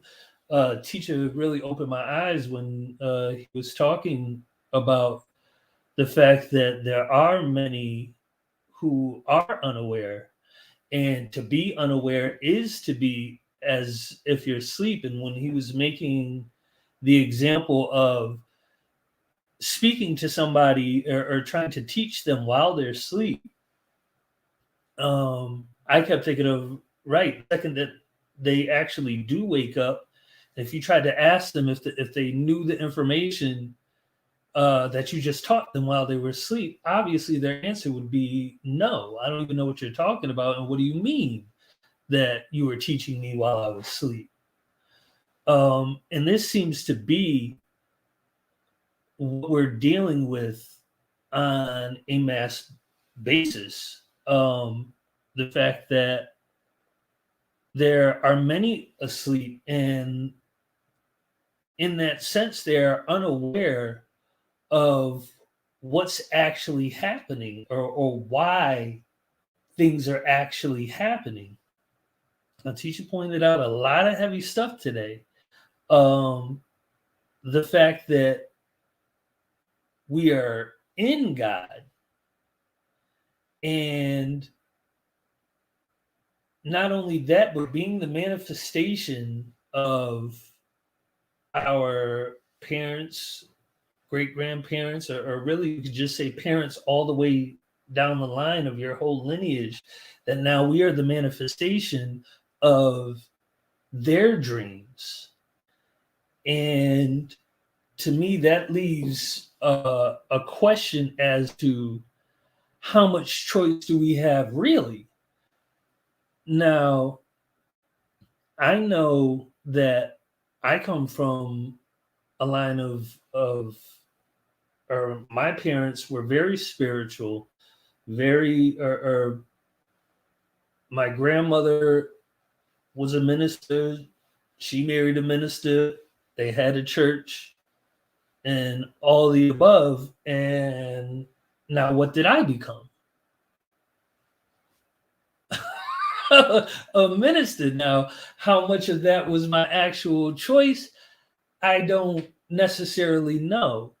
I know there's a point. I probably should have found it, knowing that we were going through this. But there's a point of where teacher speaks of those who are called by God as if they really had a choice to be. And then when you look at the instances that do end up creating your life, and then this going into the analogy of the window, of the raindrop, of the windshield wiper, of the road, of the environment, and where you're stopping your perception at seeing, and knowing that the purpose that God has for itself, the purpose of hip hop, even coming into being, how everything has to be actually very much purposeful and exact, that no, the actual right people have to be at the right place and at the right time for all of this to take place. There's a part where a teacher says, this is how hip hop got started. Right, let me read that real quick. Many people have achieved great things in life simply because they didn't know that they couldn't achieve them. They didn't know of the risks, so they proceeded with what appeared to be courage, but in fact was ignorance. This is how hip hop got started. Now, that sent me on a timeline specifically of Cindy. Now, Cindy, or first, let's go to Herc's parents. Herc is noted as saying that, or like many people from the West Indies, that the choice of where to go as far as leaving the West Indies to settle somewhere else, the choice was either the UK, which if you go there now, there is a huge West Indian presence there, or to the Northeast, really, New York, and I'll say Connecticut, because Connecticut actually has one of the largest West Indian populations in Hartford. So that being the case, it seems to me that no, for whatever reason, they left the warmer climates to head north. Now, this decision that was made, if it was made in any other direction, who's to know? Does hip hop even get started? And that comes from the decision of their parents. But no, so they choose the Bronx, or at least they choose New York. I'm not sure if they moved around before they actually settled in the Bronx, but they ended up in the Bronx. And in this also, the whole school system that's set up, that's making Cindy need clothes to go to. The system is set up of summer, there's no school. Right around her birthday, leading into the school year, Cindy's birthday. So she had to be born around that specific time, and then to match up, and then to link both of those things together as a reason. Now, they're not doing this, you could say, of an intentional way to create hip hop. They didn't even necessarily know that they're creating hip hop. And yet out of this, hip hop comes. Now, to me, a teacher made a statement either last week or the week before, which I wrote down, in which he said, God did it. We know how we were used. That the things, sure, we can take certain credits, but ultimately, no, if you're really aware, ultimate credit goes to God. It's God doing through us, and us being that specific thought of God that God thought up. You can't or you should know that there's nothing that you can do to affect a thought of God. If God, what God wants, God does. And so many people, as opposed to the things that they want, end up finding that out, sometimes very harshly, that no, there is no superseding the will of God. Now, this experience that we're having, it appears as though, no, everything that I want as my own being is what is actually manifesting on this earth, or as me, to me, around me. But to me, at the highest level of awareness, no, you realize, no, you really don't. Or I would say the most, what you do have is intention. And as the gospel had pointed out earlier, in the lesson, is the intention that you have. But to me, it's even becoming more of a question as to whether even your intention is yours, or belongs solely to you, or whether your character, can you really help your character?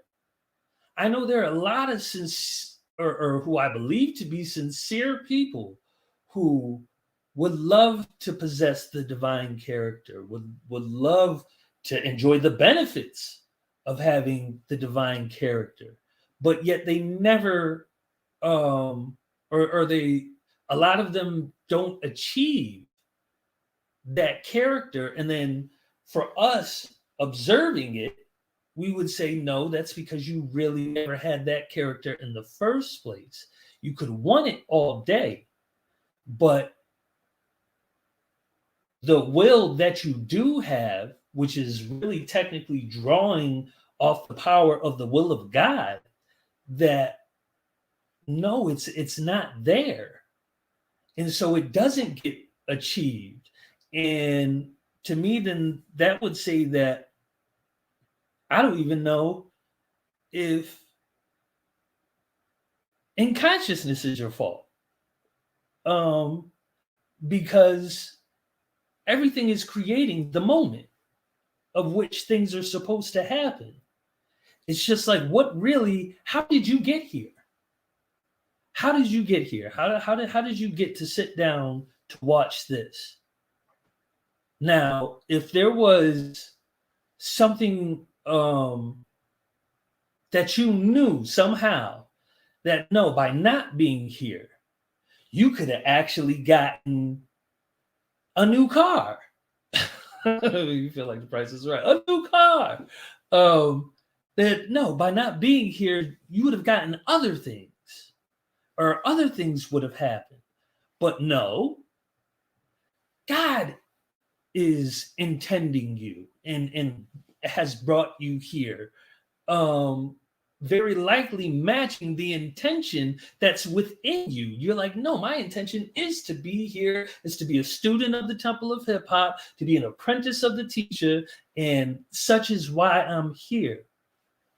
And if you only knew the future that is actually creating, I would say you're extremely favored, especially if you follow through, if that is the destiny of you, that know that you find that you can draw from the will of God and supersede in consciousness and manifest the things that you want in your life, and which technically is fulfilling the desires of your parents seeing you successful.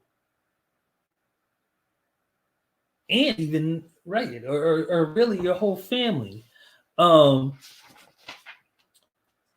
me just go back real quick. There was something else, or a couple things I wanted to point Okay. On page 245, paragraph 54. The truth is that there is one permanent reality, the great oneness, the unified field, God. Now, that's a jewel. That is a major jewel. That if you come to know that, if you really become aware of that, all of this gets a lot easier. God is the permanent reality. That's what reality is. And all of life's creations and circumstances, good and or evil, are really different manifestations of the one reality, the one power, the fully aware cosmic ocean of potentiality, the one great spirit, God. Everything is God. Are you comfortable with that? This is, to me, that has to do with where teacher was talking about, no, you actually technically know what you want to know. And why do you want to know it? It's because what you want to know and what you end up knowing is that which you are technically comfortable with knowing.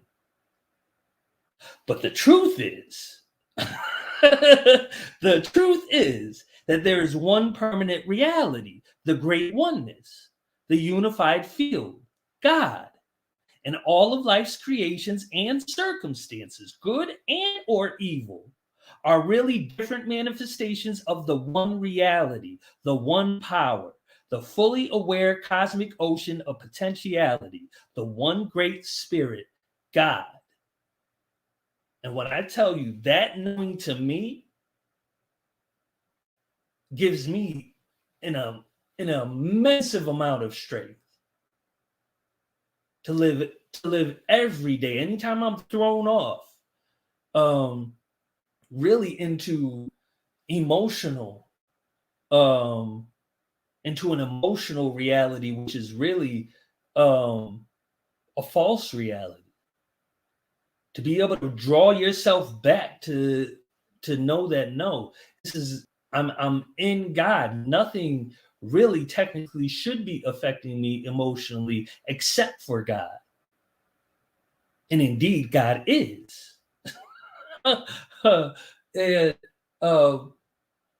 but this knowing helps you get through a lot. It helps you understand and makes you aware of why certain things are happening around you.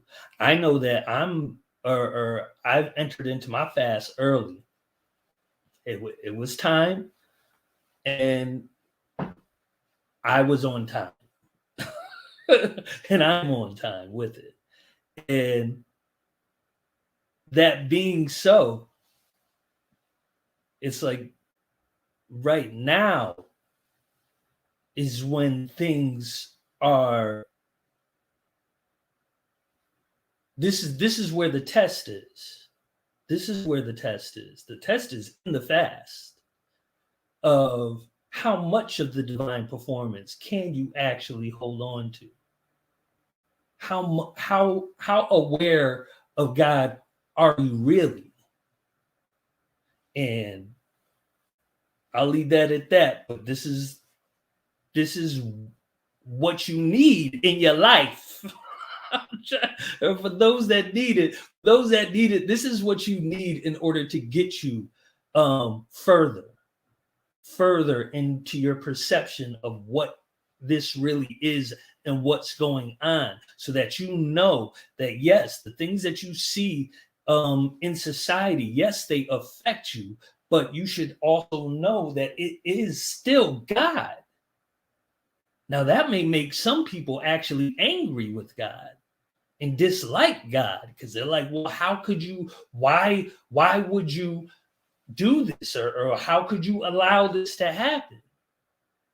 But then when you look at the perfectness of certain situations taking place, and certain people having to be places at the exact times that they are, in order for this thing to actually work the way that it's actually working, These are the things that necessarily you really technically shouldn't concern yourself with, because you don't have any control over that.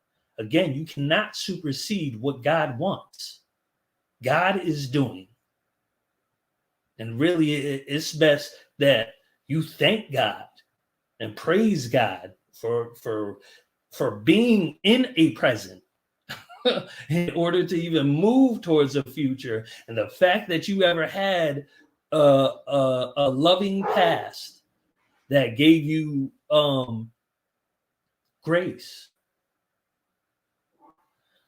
When the attuned hip hopper realizes that all is God, including the hip hopper, this very awareness frees the hip hopper from living exclusively through the fears of the flesh.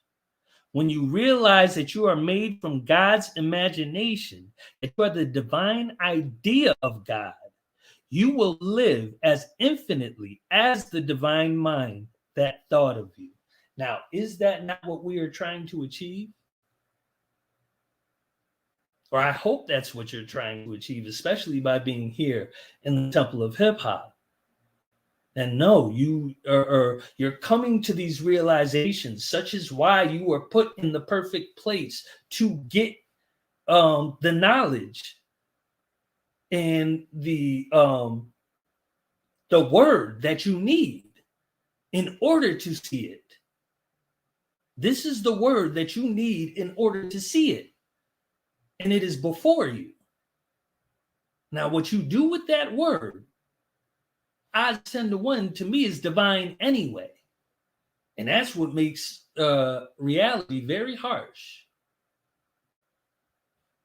If I were you, I do my best to feel success in it. Feel success in being within God and fulfilling the purpose that God put you here for. Feel your way towards that. And odds 10 to 1, if you feel that way, if that is your intention, you'll achieve it. In the best way. I'll just read this one this one line on top. Know this: peace is a decision of the spirit, because that definitely goes with what we were just talking about. Last thing I'll close with is stop or paragraph 69 on page 248. Stop doubting and going back and forth with your spiritual development. Eliminate the contradicting dualities in your character and simply choose to be the powerful spirit that you already are. Be spiritually single-minded. For in spirit, what is impossible with the body is possible in the oneness of mind. For if you are to truly overcome the traps and obstacles of the physical world, you must finally decide to live as a spirit being, acknowledging the very real existence of the great oneness all around you and all around and within you. You are truly an event within a greater event. And now, matching with everything that I had just said, this again is a word of for you to use in the moving of your spiritual development.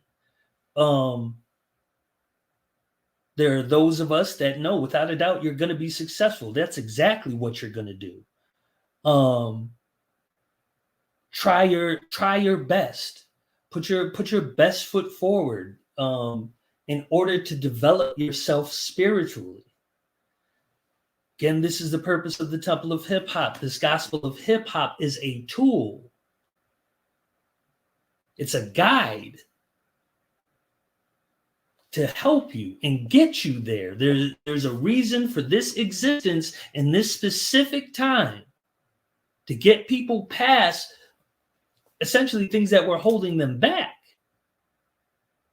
from realizing the real of it, the truth, the hardcore, the in your face, what it really is.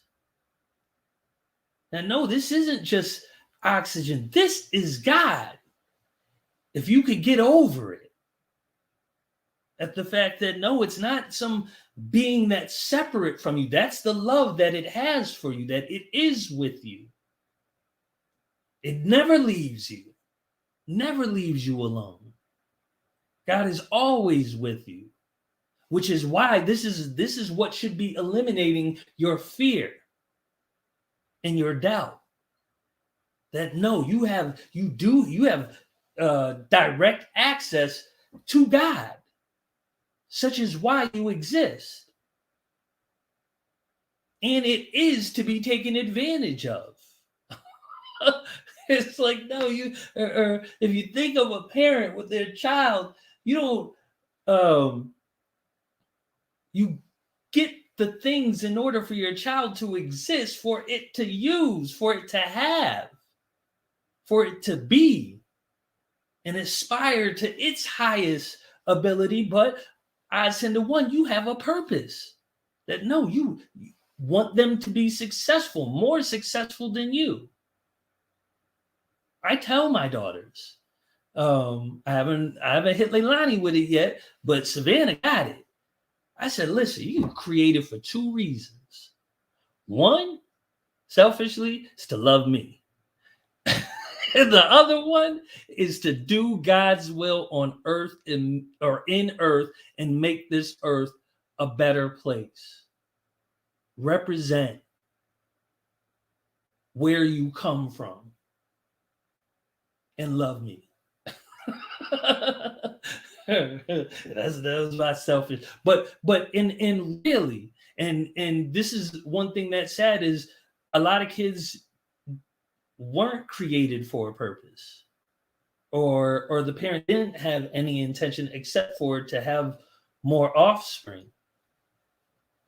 Not me, and not here. I would say no. Or I'm too far, to me, in my awareness, to let my children fall like that, or to not be aware of what this is, and for me to be able to cut off the tricks and the misinformation that is around, and to also know that really that information is around for those who are sleeping and those who really can't handle this. This is high this is a high knowledge. These are the mysteries people have been trying to figure out for millions probably of years. It's always been figured out by some, but no, this is what people say that they want to know, but then if they knew it, they really can't take it and they really can't handle it. But if you're here, and especially if you're still here, you can handle it. And you are on your way to peace, love, awareness, health, wealth. I know I'm saying a lot of it, but I'm in the spirit right now. Charity, patience, all of the divine performance. There are great things coming to you, your entire family, the lineage that will follow you. We are waking up, and do your best to try to comprehend what's being said. Don't approach this unconsciously. Don't approach this with a sleeping mind. Wake up, and wake up for real. Peace and much love. Again, if you haven't watched Streetlight, go watch Streetlight. As our teacher has blessed us with the jewel, we don't lead God. We follow God. We love God. We're in God. We thank God. We appreciate God. God is literally the fabric of our reality and our existence. Peace and much love to you all. Have an excellent, wonderful week. Next week, we'll talk about the wealth. Peace and much love.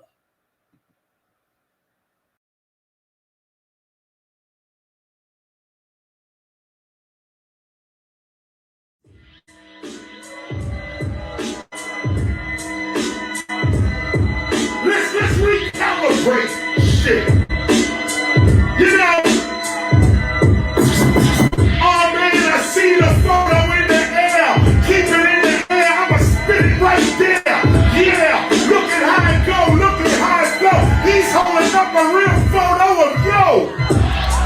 Oh yo, let it go. That shit's raw right there, man. He is a pro. And I wanna show you that shit's clearer. It's like you holding up a motherfucking mirror. God damn, look at this. My man got the shirt, KRS Chris. Yo, give me that, give me that. I'ma turn it around, yo. This the god of rap. I bring it to the center. Put your eyes on it. I want you to remember. I rip shit from September to September.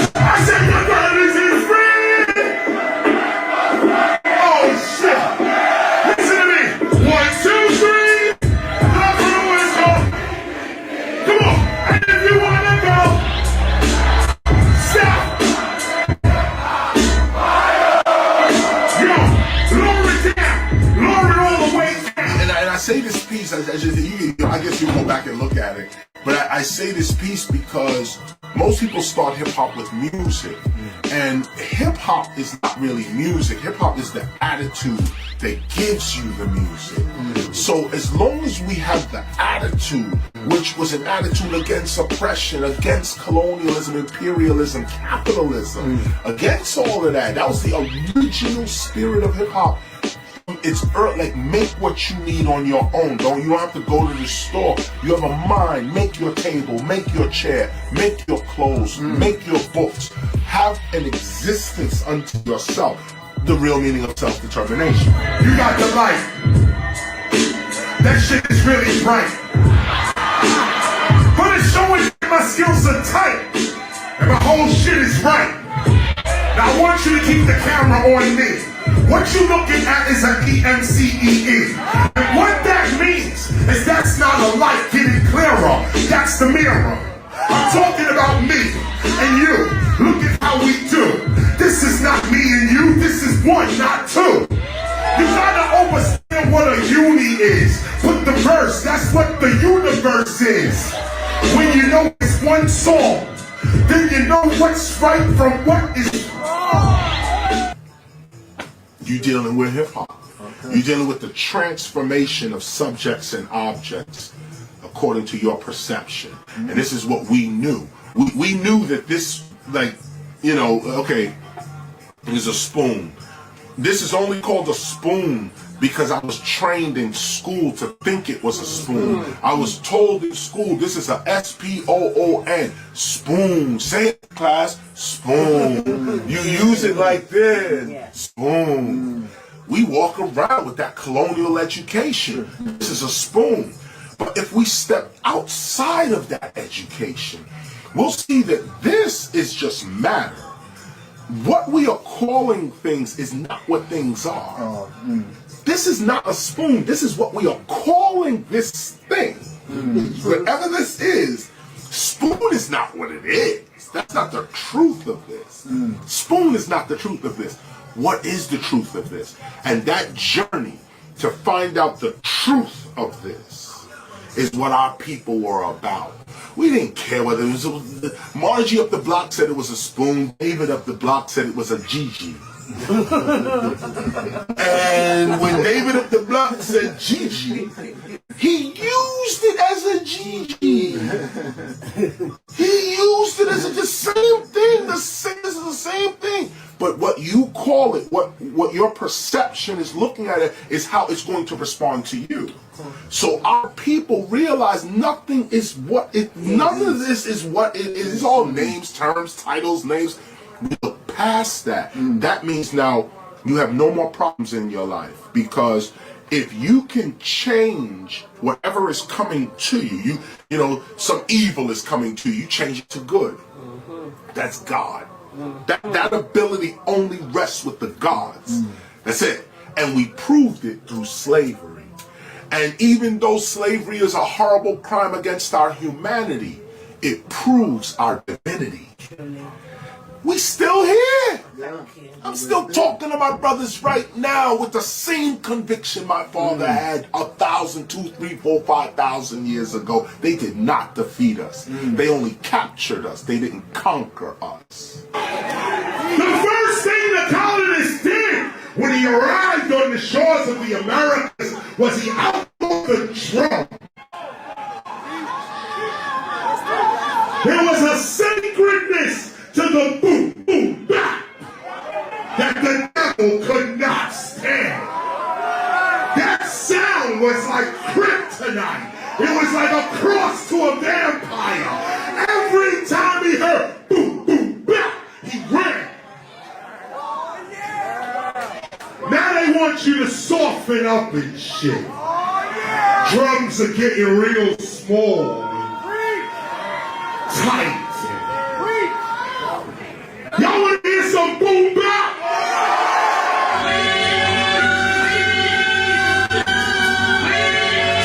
High level.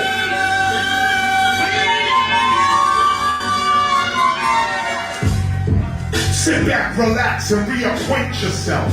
Get back to the original, primitive, savage, naked self. Brace yourself, recreate yourself, make yourself. For too long you've been taught to hate yourself. Man, don't forsake yourself, recreate yourself. Take yourself much higher. History's not your story. The devil is a liar. Listen to nothing the outside world says about you. The world is meant to distract you, reroute doubt you. Most of these rappers about the world. KRS is about you. So remember what I taught you about how to in and out do. Go inside your inner city, quickly going in you.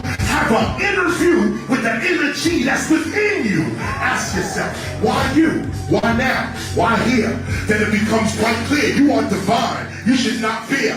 Bills, you should not fear. Thrills, you should not stare. Focus your attention on G.O.D. It's right here!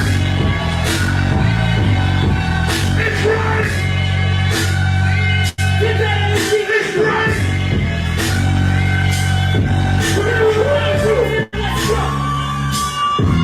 Let's go! What is up through here? It's that tribal jungle sound! You are a divine being!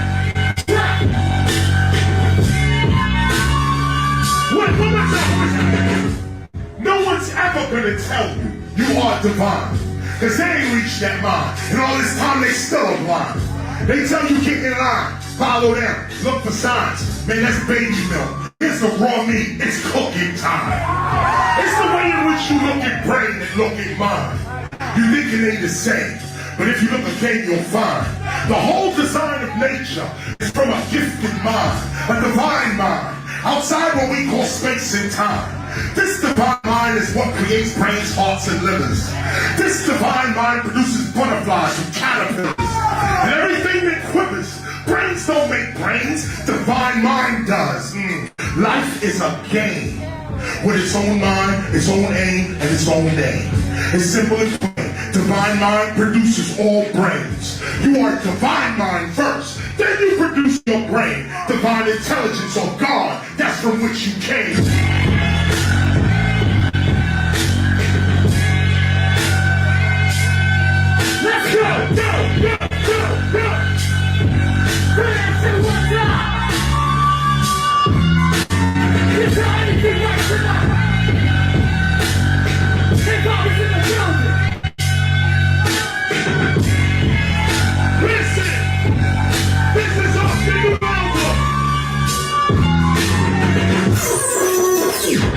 album is called Street Light. And all of y'all part of the DVD version of it.